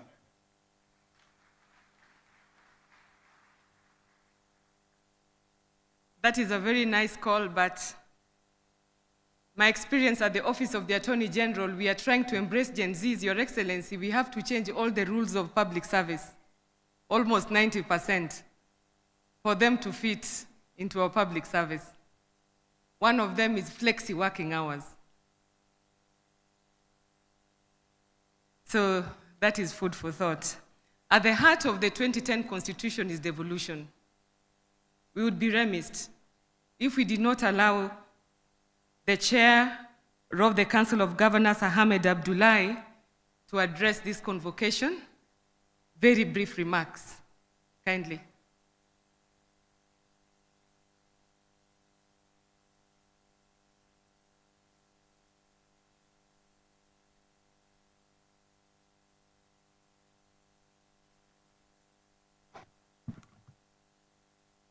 Your Excellency, Dr. William Samoei Ruto, President of the Republic of Kenya, and Commander-in-Chief of the Defense Forces, Your Excellency, the Deputy President, Professor Kithure Kindiki, Your Excellency, the former Prime Minister and my party leader, Raila Odinga, Your Excellency, the Prime Cabinet Secretary, Speakers of the two Houses, Excellency Governors, the Honorable Lady Justice Mother Kome, Chief Justice, all protocols observed. Excellencies, ladies and gentlemen, what a defining moment this is, celebrating 15 years after ushering in a new constitutional dispensation. On 27th of October 2010, at a time like now, a big crowd gathered at Uhuru Park, filled with hope that a new dawn had come. They cheered and danced, broke into jubilation as the then president, the late Honorable Mwai Kibaki, appended his signature to a new constitution in a historic gesture. He lifted it up and paraded it to a joyful crowd. And so the journey began, a journey of hope, a journey of reforms, policy, legal, institutional, and administrative, a governance shift from a centralized to a devolved system, from one house to a bicameral parliament, a progressive chapter, the Bills of Rights, entrenching political, civil, cultural, and socioeconomic rights, a constitution that decrees us all on transparency, accountability, participation of the people, decision-making, inclusiveness, equality, and national unity. Excellencies, ladies and gentlemen, one of the most radical shifts in governance the world has ever seen was brought in by that new constitution 2010, the 27th of August that year. Devolution, which established two levels of government. That's why at the Council of Governors, we have a motto or a tagline that states 48 governments and one nation. Article 6.2 sums it all up for us, that governments are at the national and county levels, and they are distinct and interdependent, and shall conduct their mutual relations on the basis of consultation and cooperation. Article 174 of the Constitution captures the objects and the purpose of devolution very succinctly. Devolution is not only concerned with economic development, it was meant to foster also national unity, democratic and political inclusion, and facilitate the decentralization of power, responsibilities, and resources, all aimed at bringing devolution, as I've said in many forums, is indeed the truest definition of bottom-up social, economic, and political transformation. And in a summarized way, Your Excellencies, ladies and gentlemen, Kenya has recorded notable improvements in all sectors that are devolved, including health, pre-primary education, agriculture, livestock development, water, roads, environment, climate action, trade, and cooperatives. For instance, just a case in point, there wasn't a single pre-primary school teacher on the payroll of national government in 2013. And currently, the payroll of county governments, there are over 50,000 pre-primary teachers. And the same can be said of all sectors that are devolved. We also celebrate the fulfillment of the not more than 2/3 gender rule in all our county assemblies, unlike in the national parliament, and in our county executive committees. Your Excellencies, ladies and gentlemen, devolution has done its bit and continues to do its bit in bridging the tale of two Kenyas. As we celebrate Katiba Day today, this commemoration comes at a time when the nation is openly discussing the very challenges that led to the Constitution. Therefore, these demands that have been made are not new. They are the very promises of our Constitution. In fact, the socio-economic and environmental challenges that we have, in our view, at the Council, would have been worse without devolution. They would have been worse without Constitution 2010. We therefore must jealously guard this Constitution, including devolution and devolved governments. As county governments, we continue to aspire and to promise the nation that we will do our best to attain the highest standards of effectiveness. Your Excellency, in a summarized way, from the perspective of the county governments, through the COGA, yes, devolution has done a lot. Yes, it has challenges. It's confronted by a number of challenges, including but not limited to administrative clawbacks, lack of uniformity in the application of the law, should I call it prejudice, by some oversight organs and some independent offices, inadequate resources, and delay in financing. We also have issues of the existence of subsidiary legislation and policies that predate the Constitution, not to mention the supremacy battles between the organs created by this very Constitution. In order to strengthen devolved governments, the following bold and strategic actions must be taken. Fast track the transfer of all functions and the attendant resources pursuant to the completion of the unbundling of functions. Urgently undertake policy and legal reforms to align them with the Constitution, considering that devolution is now a reality. Increase the equitable share to the county governments to enable them perform their functions optimally and ensure timely disbursements. Strengthen intergovernmental relations, galvanize the support of development partners and the private sector and the civil society so that we share the promise of devolution is as captured in our Constitution. Your Excellency, part of what we suffer here is also a bit of stereotype has devolved units. My sister, the AG, that I really respect, referred to audit queries that say there's a lot of waste in counties. I haven't seen any audit queries that say there's more waste in counties than in the national government. I think that's part of the stereotype that we deal with as counties. I think I would really want to see that report and share it with the governors. As I conclude, I leave you on this reflective note that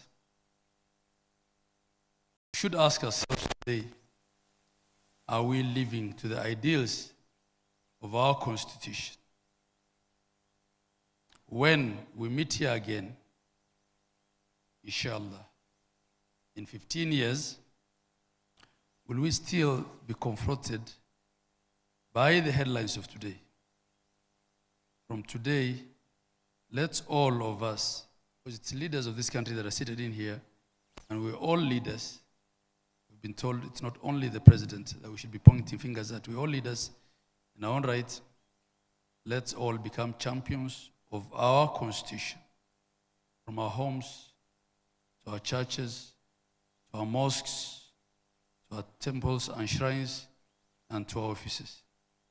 And let's all recognize that devolution is indeed one of our national values. I thank you all, and God bless you.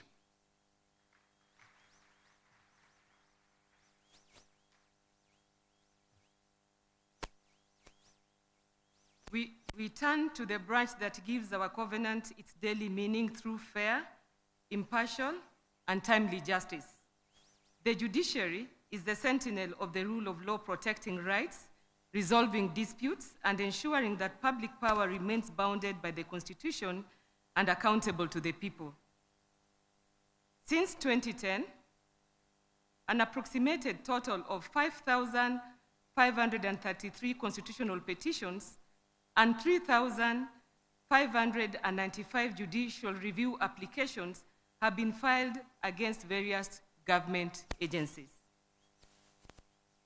As Lord Denning once reminded us, a constitution is not to be interpreted like a last will and a testament, but as a living framework of government. In speaking to our reality, the Constitution must be applied with fidelity, but also with pragmatic adaptation to new social and political dynamics. As the Attorney General, I affirm the executive's respect for judicial independence and our shared duty to make justice accessible, efficient, and trusted. When courts are strong, rights are real. When jurisprudence is principled, our institutions are steadied.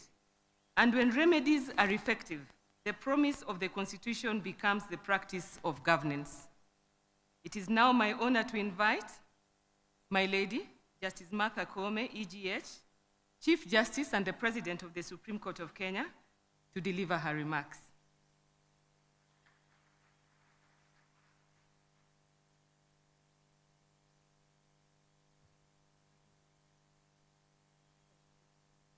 Thank you very much, the Honorable Attorney General, who is also the titular head of the bar. Your Excellency, the President of the Republic of Kenya, and Dr. William Samoei Ruto, allow me, for the interest of time, to abide by all the protocols that have been established and say that I recognize all the distinguished participants here this evening. It is an honor, a very great honor for me, to join you all today for this historic Katiba Day commemoration, a day that reminds us of our collective resolve as a nation to live under the transformative vision of the 2010 Constitution. I also, Your Excellency, join the other speakers to thank you most sincerely for declaring that going forward, 27th August will be commemorated as Katiba Day, and also for convening this important summit and for bringing together the leadership of all arms of government, county governments, constitutional commissions, and independent offices to reflect together on the promises, responsibilities, and the enduring vision of our Constitution. The very fact that we are gathered here across institutions, across political and governance mandate is itself testament to the spirit of our constitutional democracy. This gathering demonstrates that while we may have different roles, different perspectives and mandates, we are all united in our fidelity to one supreme law, to one people, the sovereign citizens of Kenya. Our Constitution establishes constitutional democracy, a system in which the will of the people is exercised within the bounds of the Constitution. And I wish to clarify that judiciary does not exercise overreach. When we interpret the Constitution, we are merely breathing life and spirit to the Constitution. And should there be overreach, it is quickly checked on appeal, and the issues are brought within the four contours of the Constitution. Unlike other forms of government, a constitutional democracy system is not merely a majority rule, but it is about a majority rule that is restrained and guided by the rule of law. It is about the protection of the fundamental rights and recognition of dignity of every individual. The Constitution is therefore both a shield and a compass, as it protects the weak, the vulnerable, and marginalized, while guiding our nation's leadership towards justice, equality, and inclusion. The constitutional promise of national cohesion and prosperity cannot be secured by political or economic power alone. They flow from fidelity to the Constitution, respect for diversity, and inclusion in governance.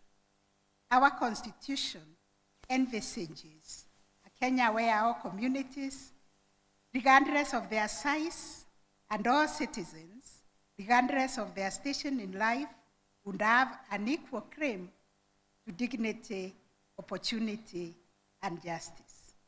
Going forward, I hope this discussion we are having today can take part in all our counties, in all our constituency, in all our wards, in all our families, so that Kenyans can embrace constitutionalism, they can internalize the Constitution, they can own, and they can claim the rights that are enshrined in the Constitution.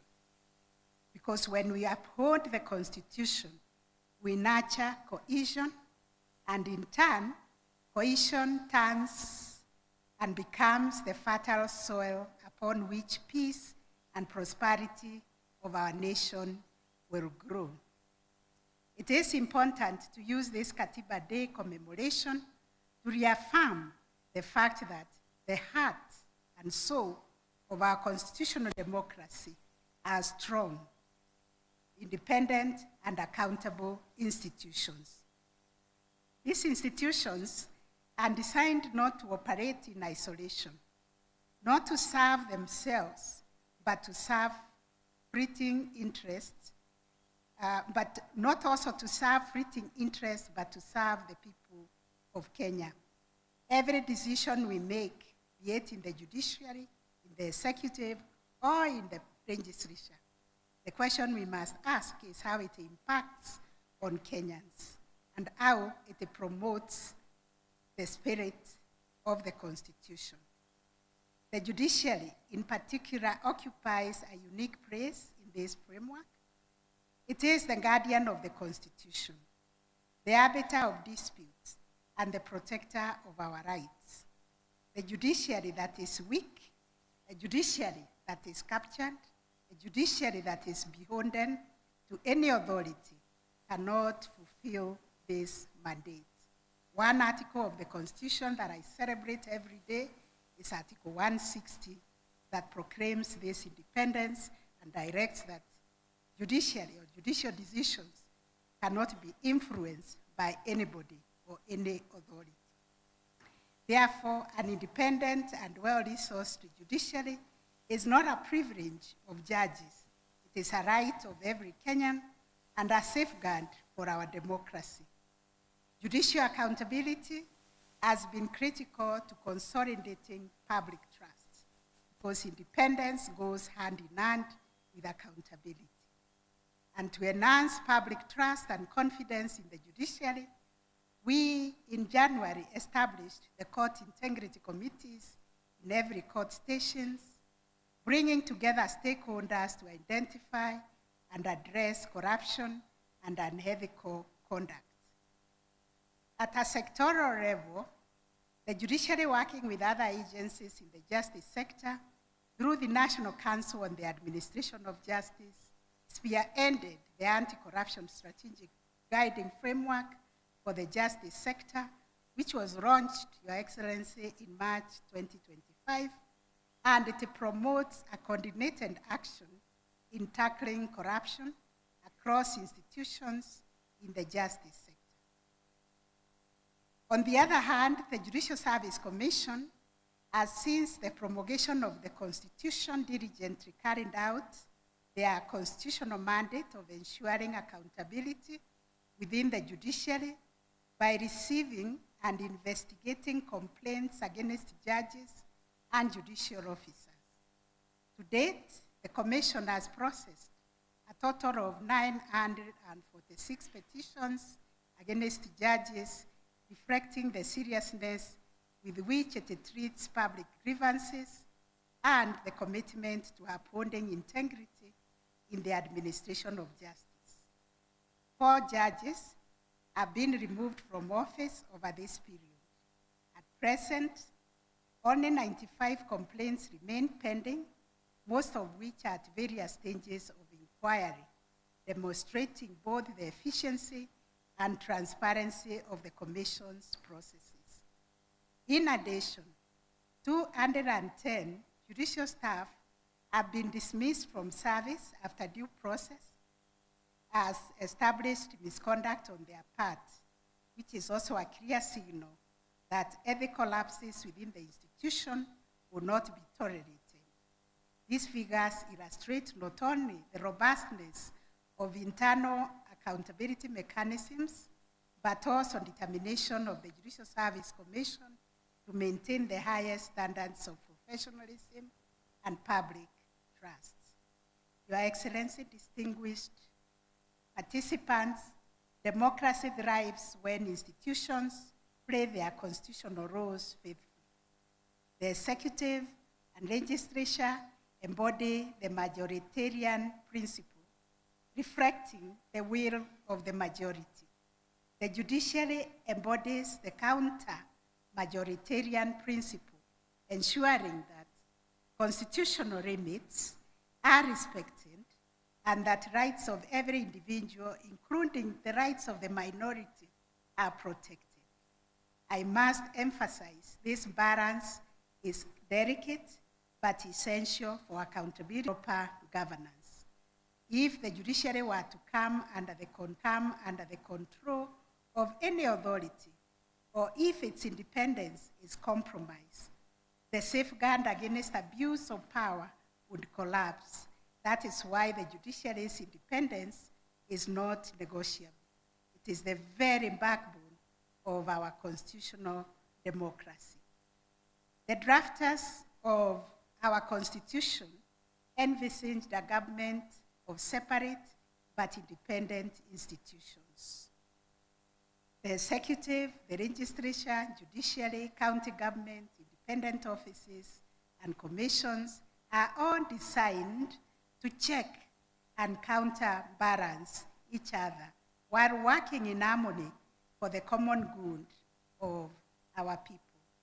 Mutual respect and constructive cooperation among institutions is absolutely critical. It is a constitutional requirement. When an institution remains faithful to its execution of the responsibilities and accords respect to other institutions, our democracy is strengthened, not weakened. Since the promulgation of the 2010 Constitution, the judiciary has undergone profound transformation through reforms in access to justice, the establishment of specialized courts, adoption of technology, and development of robust jurisprudence. The judiciary has sought to live up to its constitutional calling. The jurisprudence of our superior courts has clarified the scope of constitutional rights, reinforced the independence of institutions, protected devolution, strengthened electoral justice, and affirmed the supremacy of the Constitution over all persons and authorities.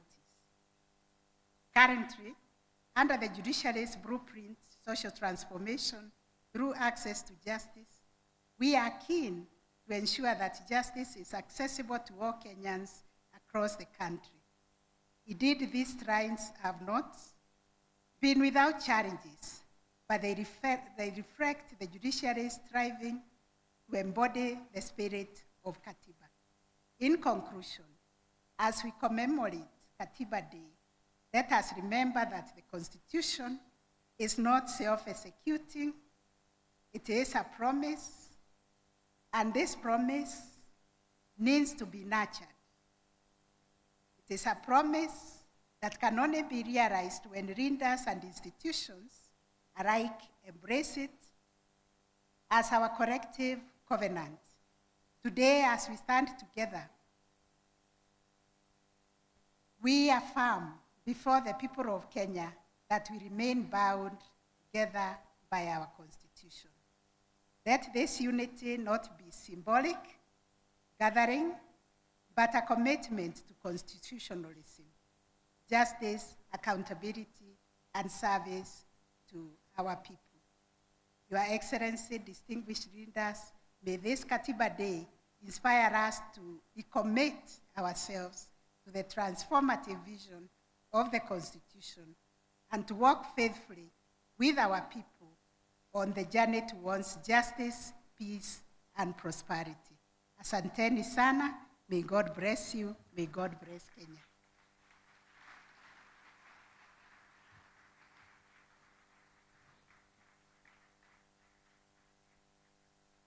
I join my lady in realizing that there are important lessons to draw from judicial reflection. Chief Justice Beverly McLachlan from Canada once stated that a constitution is not simply a legal document, it is a living tree which, by its very nature, must grow and adapt within its natural limits. Kenya too must allow its constitution to live and breathe, adapting to the realities of today's youth, technology, and global challenges, while holding fast to its foundational principles. We now turn to the arm that translates our national aspirations into binding law, allocates resources, and holds the executive to account on behalf of the sovereign people. Parliament embodies representation, legislation, and oversight grounded in our national values and enriched by public participation so that the promise of the Constitution becomes the practice of everyday governance. And I wish to confirm that the public participation bill is before Parliament, and the Leader of Majority promises that soon we'll have a legislation on that. As Attorney General, I affirm the Executive's commitment to constructive interbranch committee, candid scrutiny without recourse, cooperation without capture, and respect for the distinct mandates that make our republic stable and responsive. A principled legislature strengthens policy, safeguards public finance, and sustains public trust. It is now my honor to invite the Right Honorable Dr. Moses Masika Wetangula, EGH Speaker of the National Assembly, to deliver his remarks.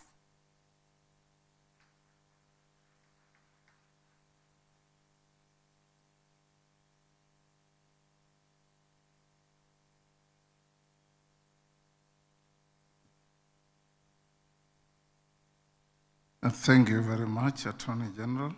Your Excellency, our President, our Deputy President, and allow me to ride on the established protocols.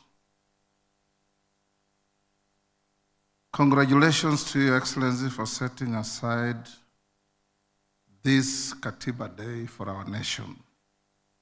It reminds us, in case we forget, that this was a long, winding journey to get to this Constitution. Today marks 15 years since the promulgation of the Constitution of Kenya. Katiba Day is therefore a day to reflect on the 15-year journey of the implementation of the Constitution by celebrating the milestones we have made so far. It is noteworthy that the Constitution of Kenya 2010 marked a paradigm shift from the governance structure under the repealed Constitution by, among others, recognizing the centrality of the people in the conduct of the affairs of our nation. As Parliament, we are conferred with the sacrosanct constitutional functions of legislation, representation, and oversight. Over the last 15 years, Parliament has been at the forefront of ensuring the implementation of the Constitution. Your Excellency, ladies and gentlemen, looking at the 15-year journey, the following is a highlight of our key achievements as Parliament, more particularly the National Assembly. Parliament passed and enacted 63 bills to implement the Constitution as spelled out in the 5th schedule to the Constitution. The legislation included legislation on leadership and integrity, representation of the people, land and environment, devolved government, public finance, and the public service, among others. Parliament has also passed and enacted 471 bills that have promoted good governance and social and economic development of the country. The bills include the recently passed Anti-Money Laundering Amendment Bill 2025 and the Conflict of Interest Bill 2025, which are now acts of Parliament. Further, to implement the Bill of Rights under Chapter 4 of the Constitution, Parliament has enacted and passed several pieces of legislation to promote the fundamental human rights, including the right to the highest standard of health and the right to accessible and adequate housing, this being the Social Health Insurance Act and the Affordable Housing Act, respectively, among others. The National Assembly has, over the past 15 years, provided for the financing of the national budget through enactment of 13 appropriation acts. The new Constitution vests the budget process in the National Assembly. Your Excellency, ladies and gentlemen, the National Assembly appropriates resources that are essential for execution of constitutional and statutory mandates of various organs of government.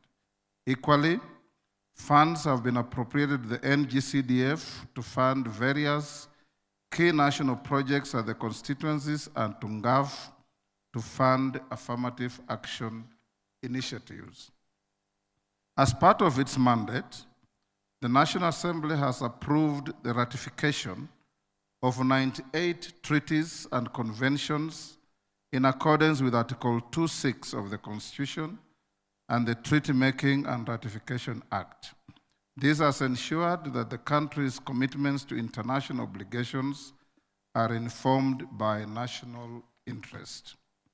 Your Excellency, ladies and gentlemen, under Article 10 and 118 of the Constitution, Parliament is obligated to ensure public access and participation. In this regard, post-2010 Constitution Parliament is more open and accessible to the public. For instance, in the last 2 months, we have hosted over 500,000 school children and many other visitors who have had an opportunity to not only appreciate how Parliament works, but also freely interact with their elected representatives within the precincts of Parliament. Parliament continues to facilitate public participation and involvement of the people in legislative and other business through robust public participation mechanisms, including the use of e-technology, social media platforms, and public hearings at the constituency and county levels. Since the promulgation of the new constitution, the National Assembly has received and considered 1,233 public petitions in furtherance of the right of every person to petition Parliament in terms of Article 119 of the Constitution. Your Excellency, ladies and gentlemen, the National Assembly has for the last 15 years vetted 199 state officers nominated for appointment to various state offices, including cabinet secretaries, principal secretaries, holders of independent offices and commissions, and diplomatic postings. The National Assembly has processed 3,427 questions and required cabinet secretaries to respond to questions in plenary on various matters of concern to the people of Kenya. In the last 15 years, the National Assembly has initiated and considered 18 impeachment motions, including impeachment motions against cabinet secretaries and holders of independent offices and constitutional commissions accused of violating the Constitution. This has ensured compliance with the guiding principles of leadership and integrity by state officers. Suffice to mention that we also considered a motion for impeachment of a deputy president. As part of oversight, the National Assembly, through its watchdog committees, continues to examine the audited accounts of state organs to ensure the prudent use of public resources by state organs. Further, the Public Debt Committee of the National Assembly oversights the National Treasury to ensure responsible borrowing and compliance with the statutory public debt ceilings, which is an issue of concern to the people of Kenya.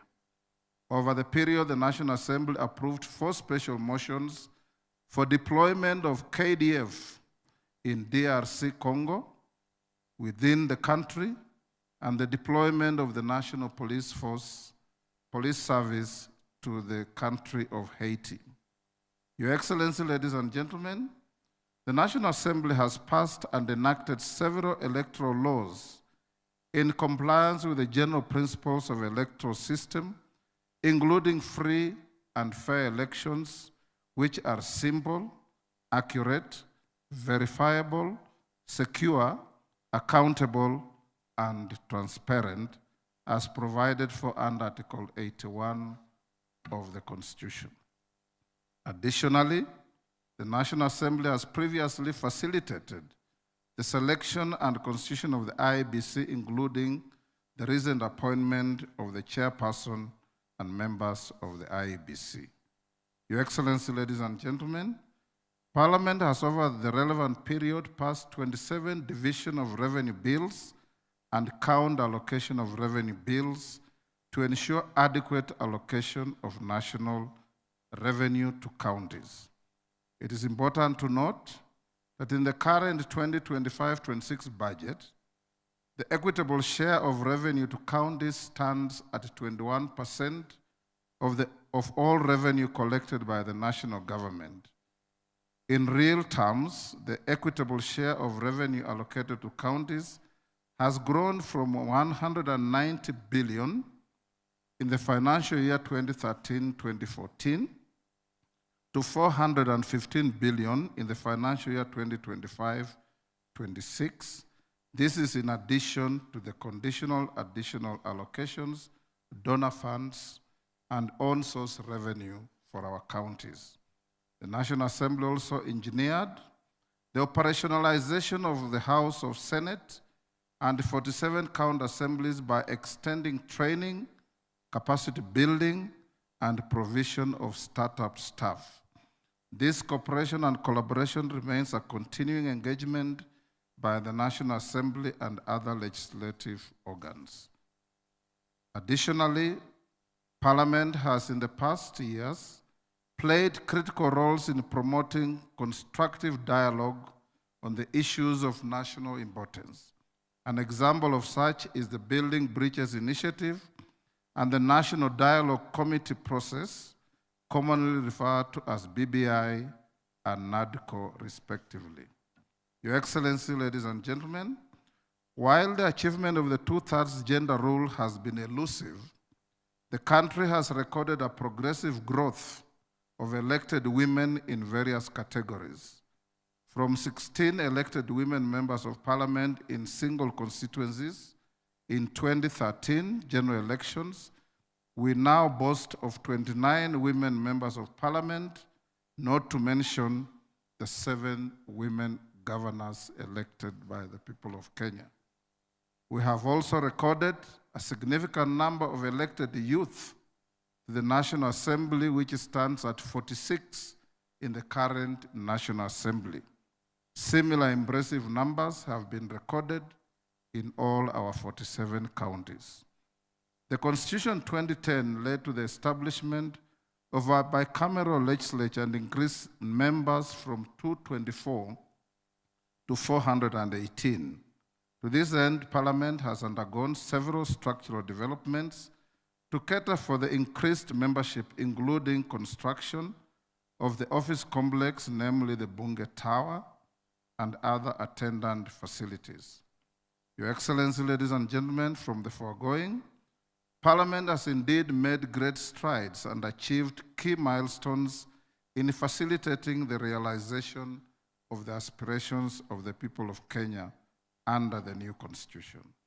Our Parliament has become an admirable and appreciable benchmarking center for many parliaments seeking to learn on best practices and ideals of parliamentary democracy born out of our 2010 Constitution.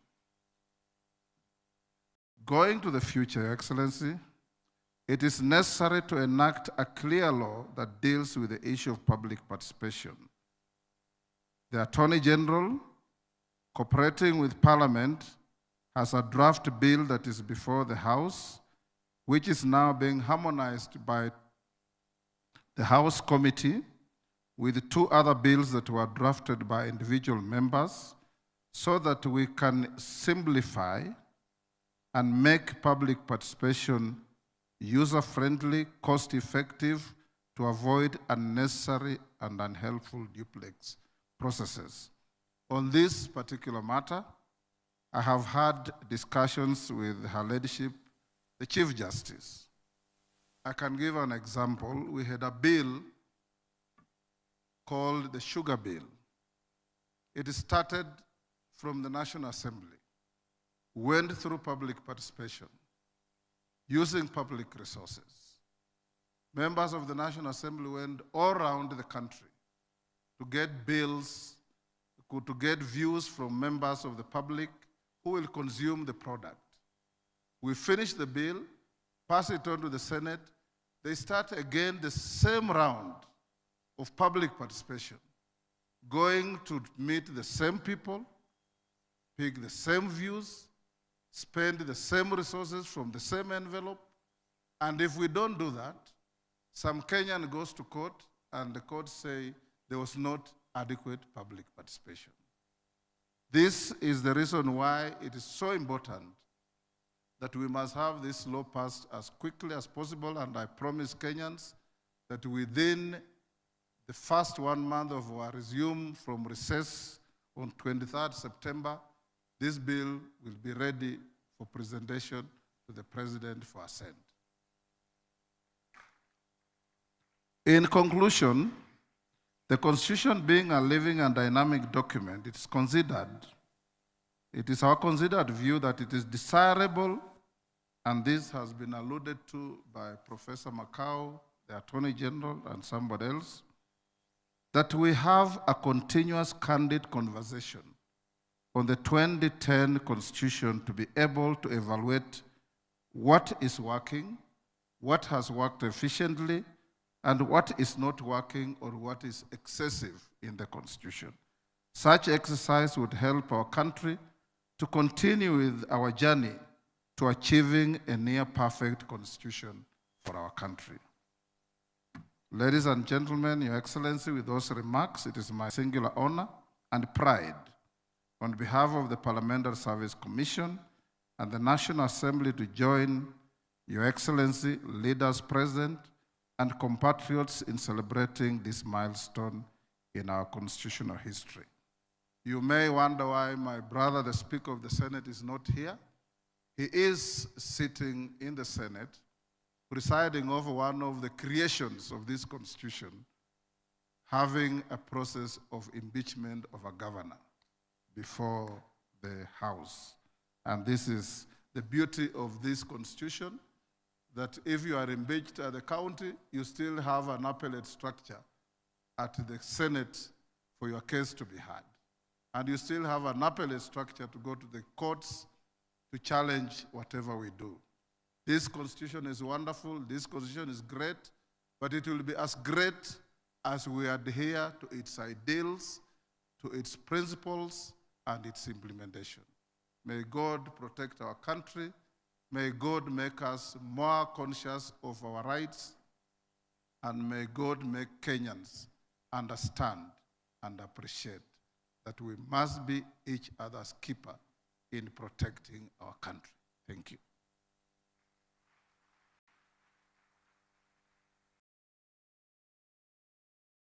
Your Excellency, the President, fellow Kenyans, distinguished ladies and gentlemen, as my duty comes to an end as the mistress of ceremonies for this segment, join me to thank our speakers for a candid reflection of our Constitution, the Chair of the Constitutional Commissions and Independent Officers, the Honorable the Chief Justice, the Speaker of the National Assembly, and to our artists who remind us that the Constitution also lives through culture and community.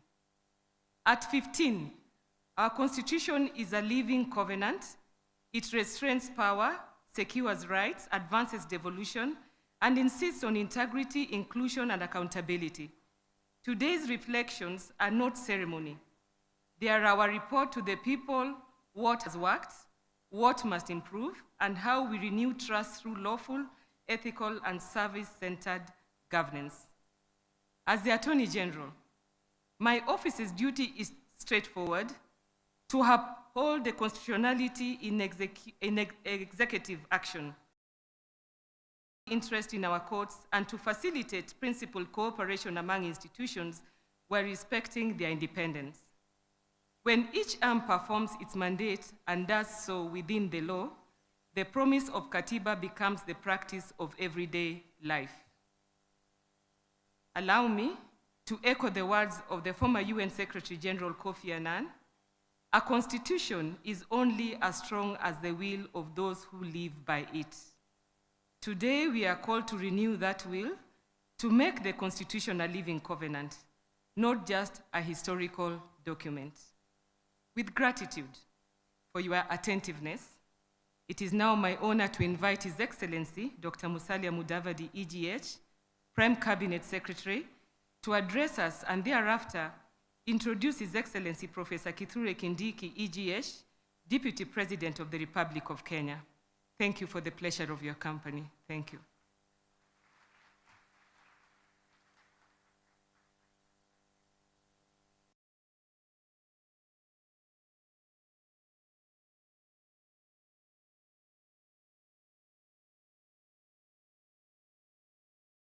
Your Excellency, the President of the Republic of Kenya, Dr. William Samoei Ruto, Your Excellency, the Deputy President, Professor Kithure Kindiki, the Honorable Right Honorable Raila Odinga, colleagues, Cabinet Secretaries, distinguished guests, ladies and gentlemen.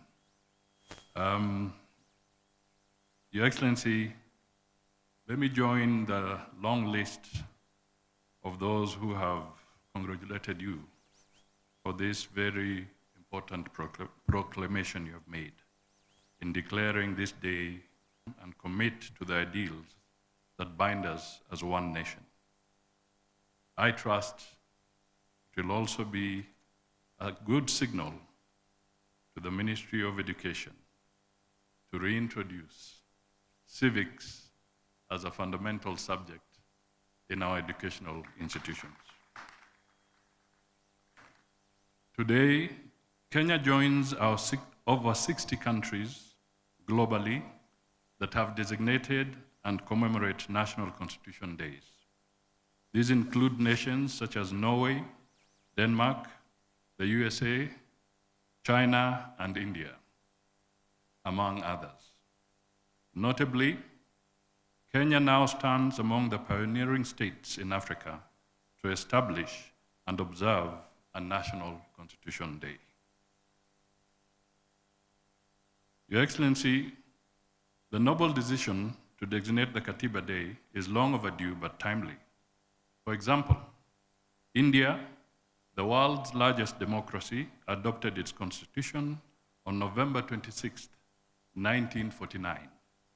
But it was not until November 26, 2015, that the country officially began commemorating the Constitution Day.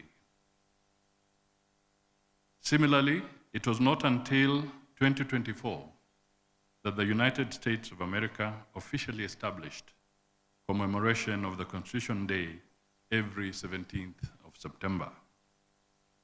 Personally, it was a privilege to oversee the early implementation of devolution when I served in the Grand Coalition government as Deputy Prime Minister and Minister for Local Government. I oversaw the development of the sessional paper on devolved government under the Constitution of Kenya 2010.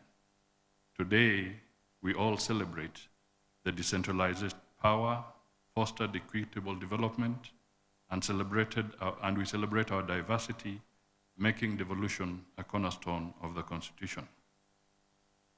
Fellow Kenyans, let us cast our minds back to the harrowing days of 2007 and 2008 post-election violence. It was a stark reminder that without strong institutions, chaos reigned. In the midst of that turmoil, hope flickered through the Serena talks mediated by the late Kofi Annan, former UN Secretary General, His Excellency Benjamin Mkapa, Madame Gracia Machel, under the auspices of the panel of eminent African personalities. I was honored and privileged to be with you, Your Excellency, William Ruto, the Honorable Moses Wetangula, the Honorable Martha Karua, the Honorable James Orengo, the Honorable Professor Samson Ongeri, the Honorable Dr. Sally Kosgei, and the late Honorable Mutula Kalonzo as the negotiators in the Annan-led Serena talks, which came up with the National Accord. From those talks emerged critical reports reviewing the electoral system through the Kriegler report and the Waki reports to handle post-election violence. Your Excellency, according to the tracking of our State Department for Parliamentary Affairs, the tenacity of the 2010 Constitution to withstand pressure and not even crack at the height of intense pounding is a true reflection of the Kenyan indomitable spirit.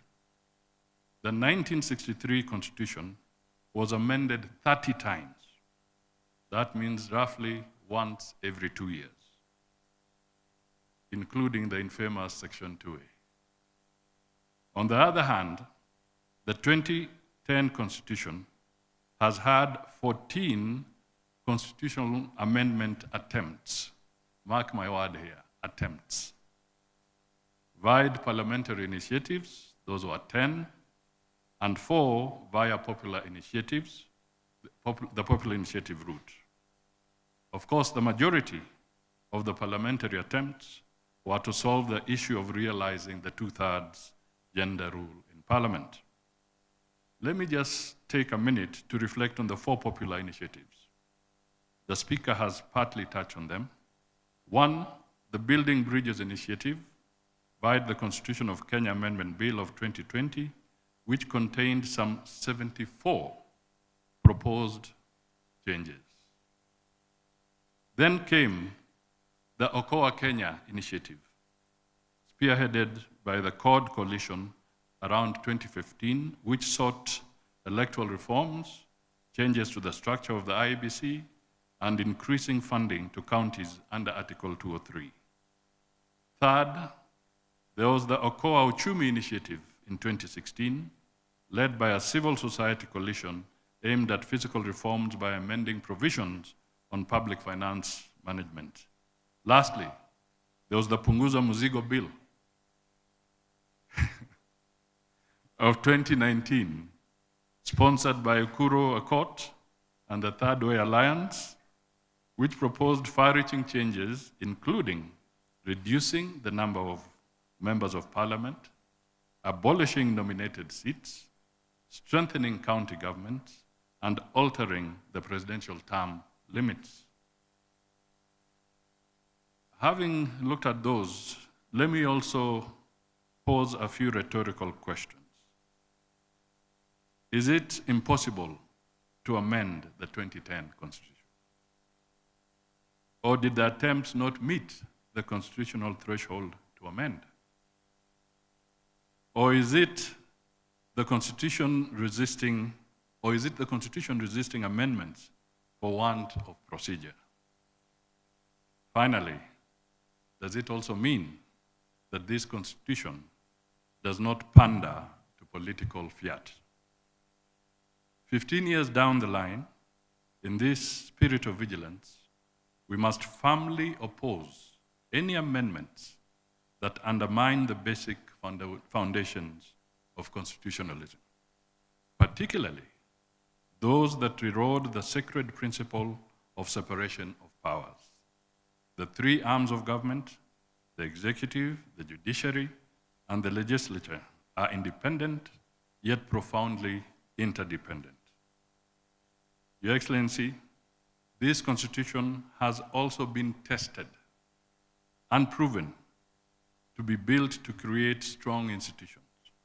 All of us will remember when on 1st September 2017, the Supreme Court surprised all and sundry when they annulled a presidential election.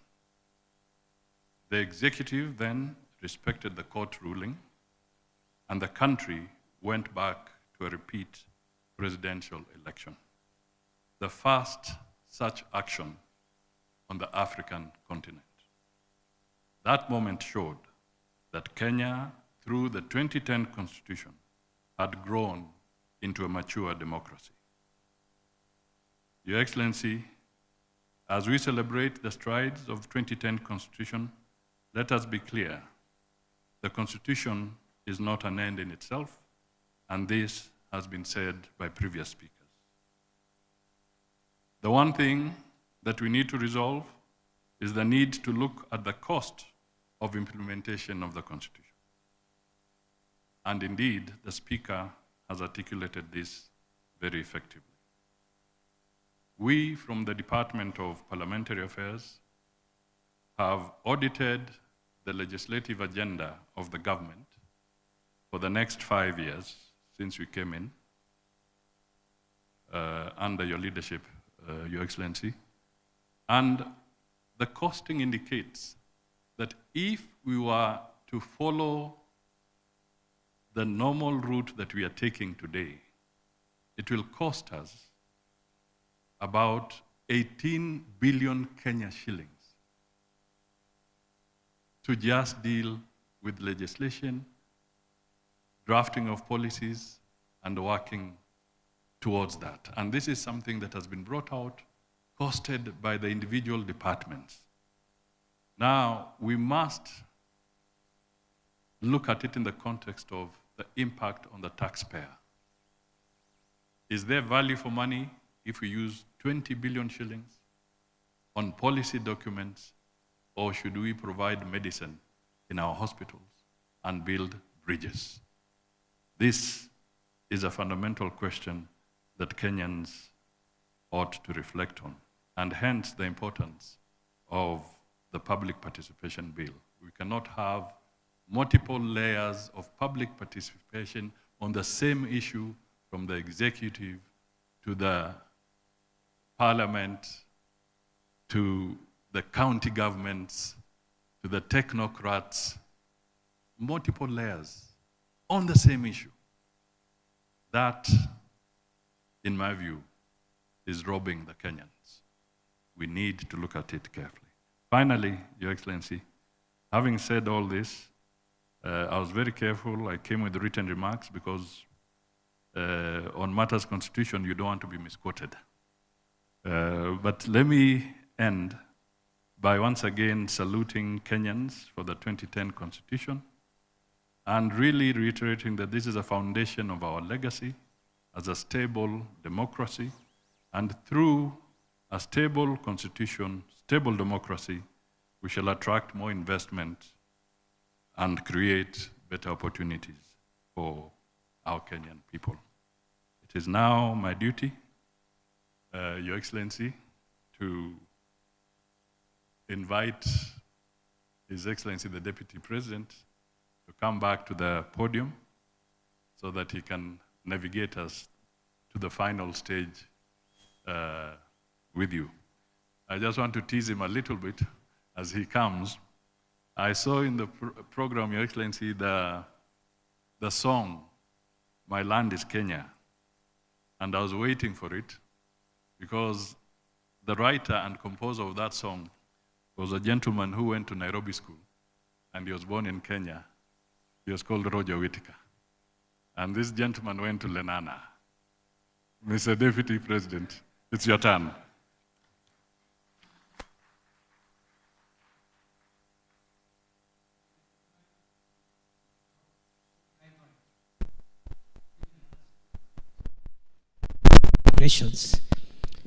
And I think I would ask the Speaker to consider whether it's in order.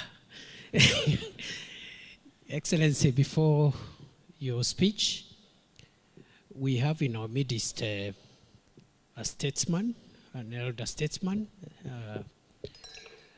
Prime Minister Raila Odinga, who has done a lot for this country. It's only fair that we recognize him and ask him to say jambo. Karibu, Prime Minister, Your Excellency.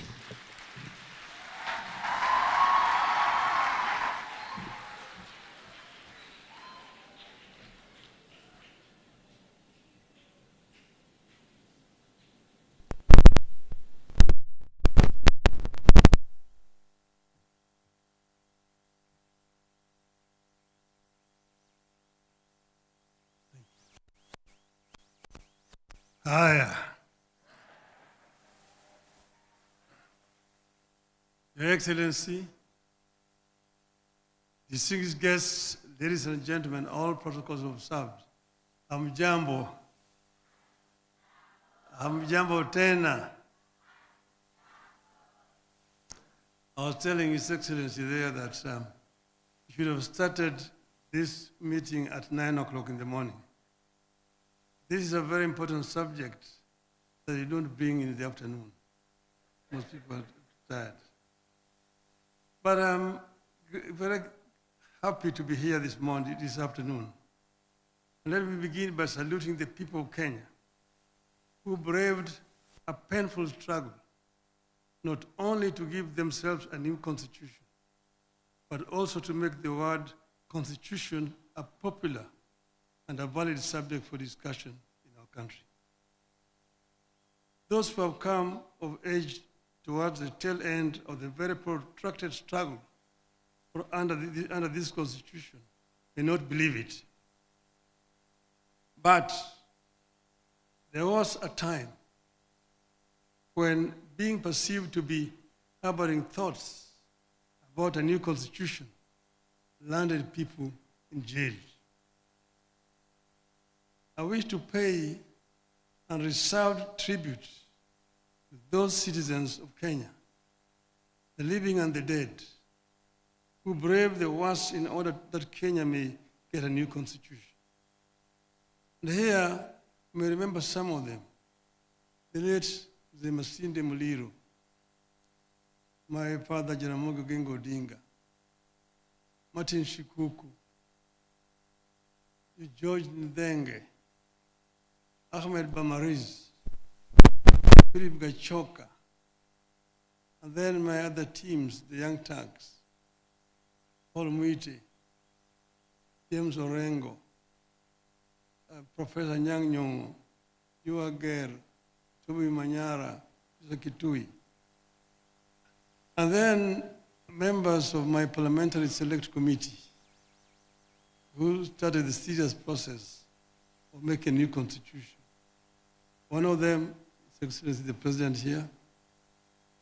The other one, son of Anna, the Prime Cabinet Secretary. The other one, Kalonzo Musyoka, Noah Katanangala, George Anyona, Martha Karua, those others there. I want to congratulate all of them. There's so many other Kenyans who made it possible for us to have a new constitution. With the proclamation, I want to first say that I want to thank the government and the president for proclamation that has made this day a Katiba Day possible now and into the future. With the proclamation, we have transitioned from fearing to celebrating a constitution. It is my belief that this annual Constitution Day will be an avenue for a robust take on our constitution, what works and what is failing. That was never allowed in the past. I want to encourage Kenyans to engage with this new development now and into the future in the interest of our nation. I'm being very deliberate here in my reference to the nation. It is my firm belief that whatever dreams we choose to pursue, either individually or collectively, we need to have a country first. We must preserve the territory known as the Republic of Kenya first.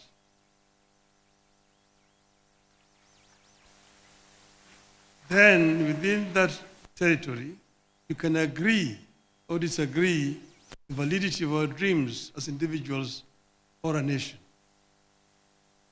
Since we promulgated the Constitution 2010, we have reaped a bountiful in some areas and a whirlwind in others. I wish to reflect with you on how some of the institutions that came with the Constitution have improved our country, where others have left plenty of room for improvement. Fellow Kenyans, before the 2010 Constitution, the High Court was identified as a core enabler of the maintenance and extension of tyrannical rule in Kenya. Out of that period, you can barely recall any decision of the old High Court that upheld the people's fundamental civil liberties.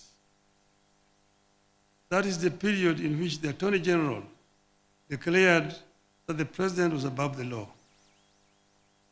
And I hope that my sister here will not follow suit. It was the period of constitutional amendment that removed the security of tenure of judges. Since 2010, the Constitution and Human Rights Division of the High Court of Kenya has set itself apart from the Court of Appeal and the Supreme Court as the most effective vanguard of the people's fundamental civil liberties. The Constitution of 2010 came with a stronger mandate for the Auditor General. From an era where the Office of the Auditor General was heard of only once in a year when it published its reports and dumped it in Parliament. Our Auditor General since 2010 have been bold, brave, and easily identifiable for standing up for the public interest. Indeed, the last attempt by the Office of the Auditor General to secure software and equipment to monitor the spending of public finances on a real-time basis ended up with an attempt to arrest the holder of the office, then Edward Ouko, and charge him with corruption. Today, we receive constant and intermittent disclosures of financial impropriety and lack of accountability in government. What we receive is a far cry from what we should be having, but they represent a very drastic departure from what used to be. The Commission for Revenue Allocation also came with the new constitution against the background of a past skewed allocation of natural resources. Since 2010, the commission that was established to make recommendations concerning the basis for the equitable sharing of revenue raised by the national government between the national and county governments among the county governments has managed to do so without accusations of political bias. I believe that without the diligent work of the CRA, devolution would have become the single most divisive development in modern Kenya. Ladies and gentlemen, some of the institutions of the 2010 Constitution have let the country down, of course, in my estimation. The National Police Service, in my view, has left us worse off than we were before 2010. Abuse of the right to life, degradation of human dignity, torture and denial of a person,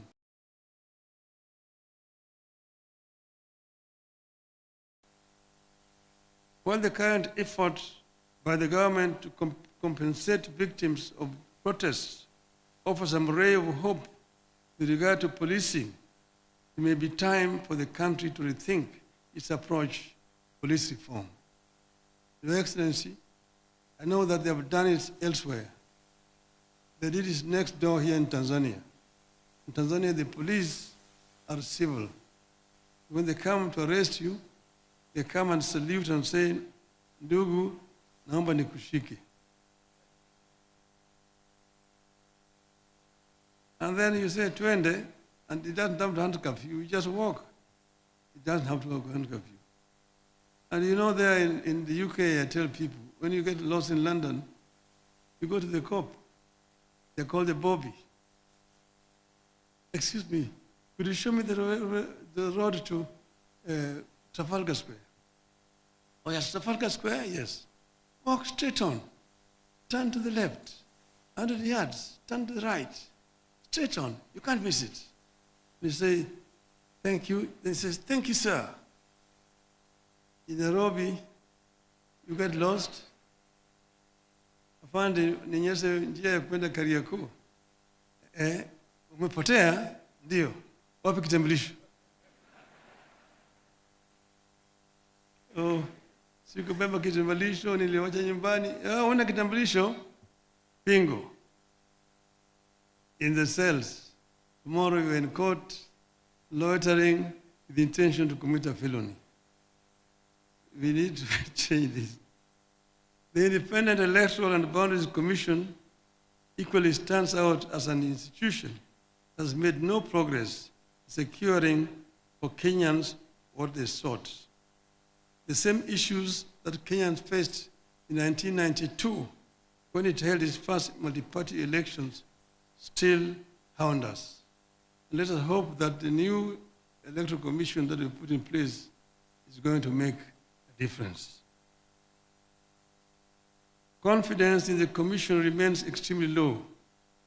Election officials and the processes remain some of the most distrusted and divisive in Kenya.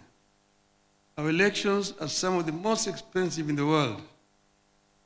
That is, the cost of per ballot is much higher, 5 times it is in the United States. It never seems to matter how many times we turn over the commissioners or election technology. The doubts remain while the costs get higher.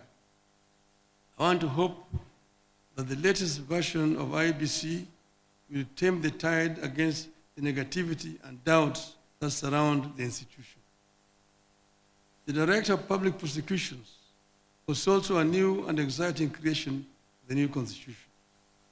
It has largely failed to deliver on the high expectations of Kenyans. Just 1 year before we promulgated the new Constitution, in 2009, Attorney General of Kenya was described by a special rapporteur of the United Nations as the embodiment in Kenya of the phenomenon of impunity. That description remains accurately descriptive of the Office of the Director of Public Prosecutions in Kenya today. However, some of the institutions that came with the new constitution have lived below expectations. As a nation, we are in a better place and more hopeful than we were before 2010. And as we work to perfect the areas in which the Constitution is struggling, we also need to take a fresh look at parts of the Constitution whose implementation have been problematic. For instance, Article 1 of the Constitution tells us that the people may exercise their sovereign power either directly or through their democratically elected representatives. Kenyans seem to know how to exercise sovereignty through their elected representatives. You know, you go to the ballot, you elect your MCA, you elect your MP, your women rep, your senator, governor, your president. There is zero clarity, however, on how to exercise sovereignty directly to achieve desired results. How do 55 million people exercise direct sovereignty? That's a question for the lawyers. Secondly, I believe the time has come for the country to relook the whole issue of devolution.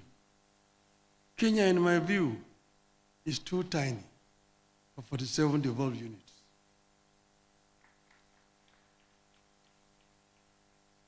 We are just 5 short of the United States, which is a continent.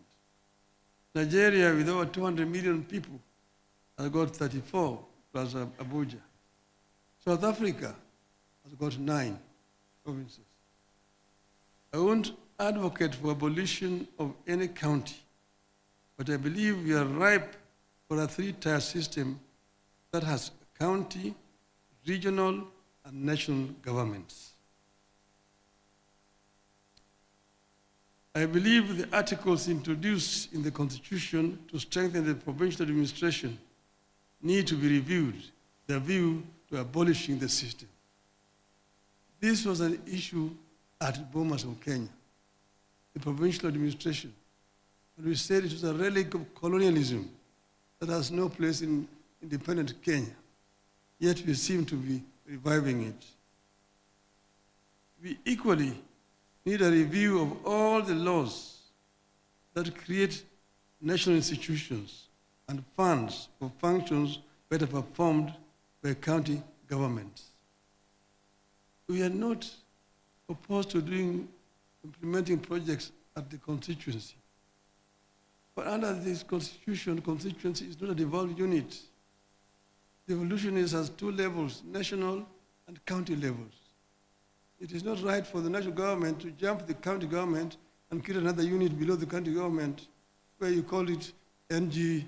It is not necessary. Work through the county government. The money that we are giving to the people to go and implement projects at the constituency, give it to the counties. The county be the ones implementing. And let Parliament do what is constitutionally mandated to do: representation, legislation, and oversight. Because if you are yourself a contractor and you are a member of Parliament, who is oversighting you? I've said this amendment that you brought to the Parliament, bring it there, but let us take it to the people. Let us take it to a referendum and test the people will accept it. Let's accept if the people will accept that members of parliament can be oversighting and also implementing at the same time. Over this, there's no compromise. Tunaenda kwa wananchi. So, Your Excellency, I know that this particular stand is making me very unpopular, but I just don't care. I will stand my ground on this particular issue. With those many remarks, thank you very much. Happy Katiba Day.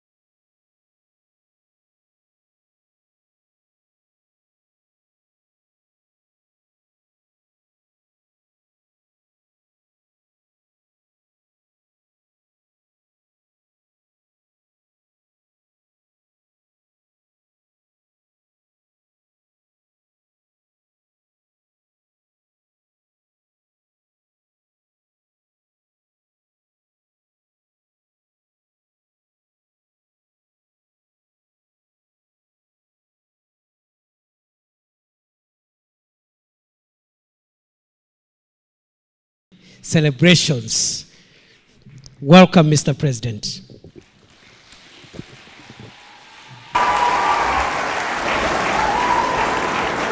Thank you very much. Please, let's take our seats.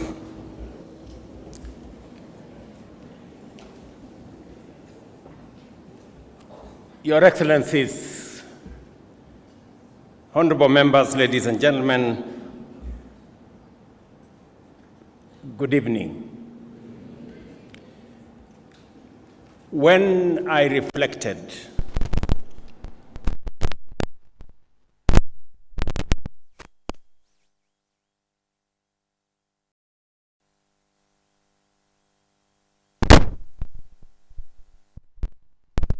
the former Prime Minister, we were members of the Parliamentary Select Committee that midwifed the constitution-making process. At some point, he was chair. At some point, I was chair. But we all participated in this journey. And as I reflected on our journey towards a new constitution, I was reminded in my conscience that when we got a new constitution, we seemed to have said, we are done with matters constitution. And that is why I decided that maybe it is time. It may be 15 years down the road, but it's never too late to do the right thing. And that is why I signed a proclamation for us to celebrate this day, the day that we promulgated a new constitution, as Katiba Day. And I want to thank all of you for honoring my invitation so that we can do this together.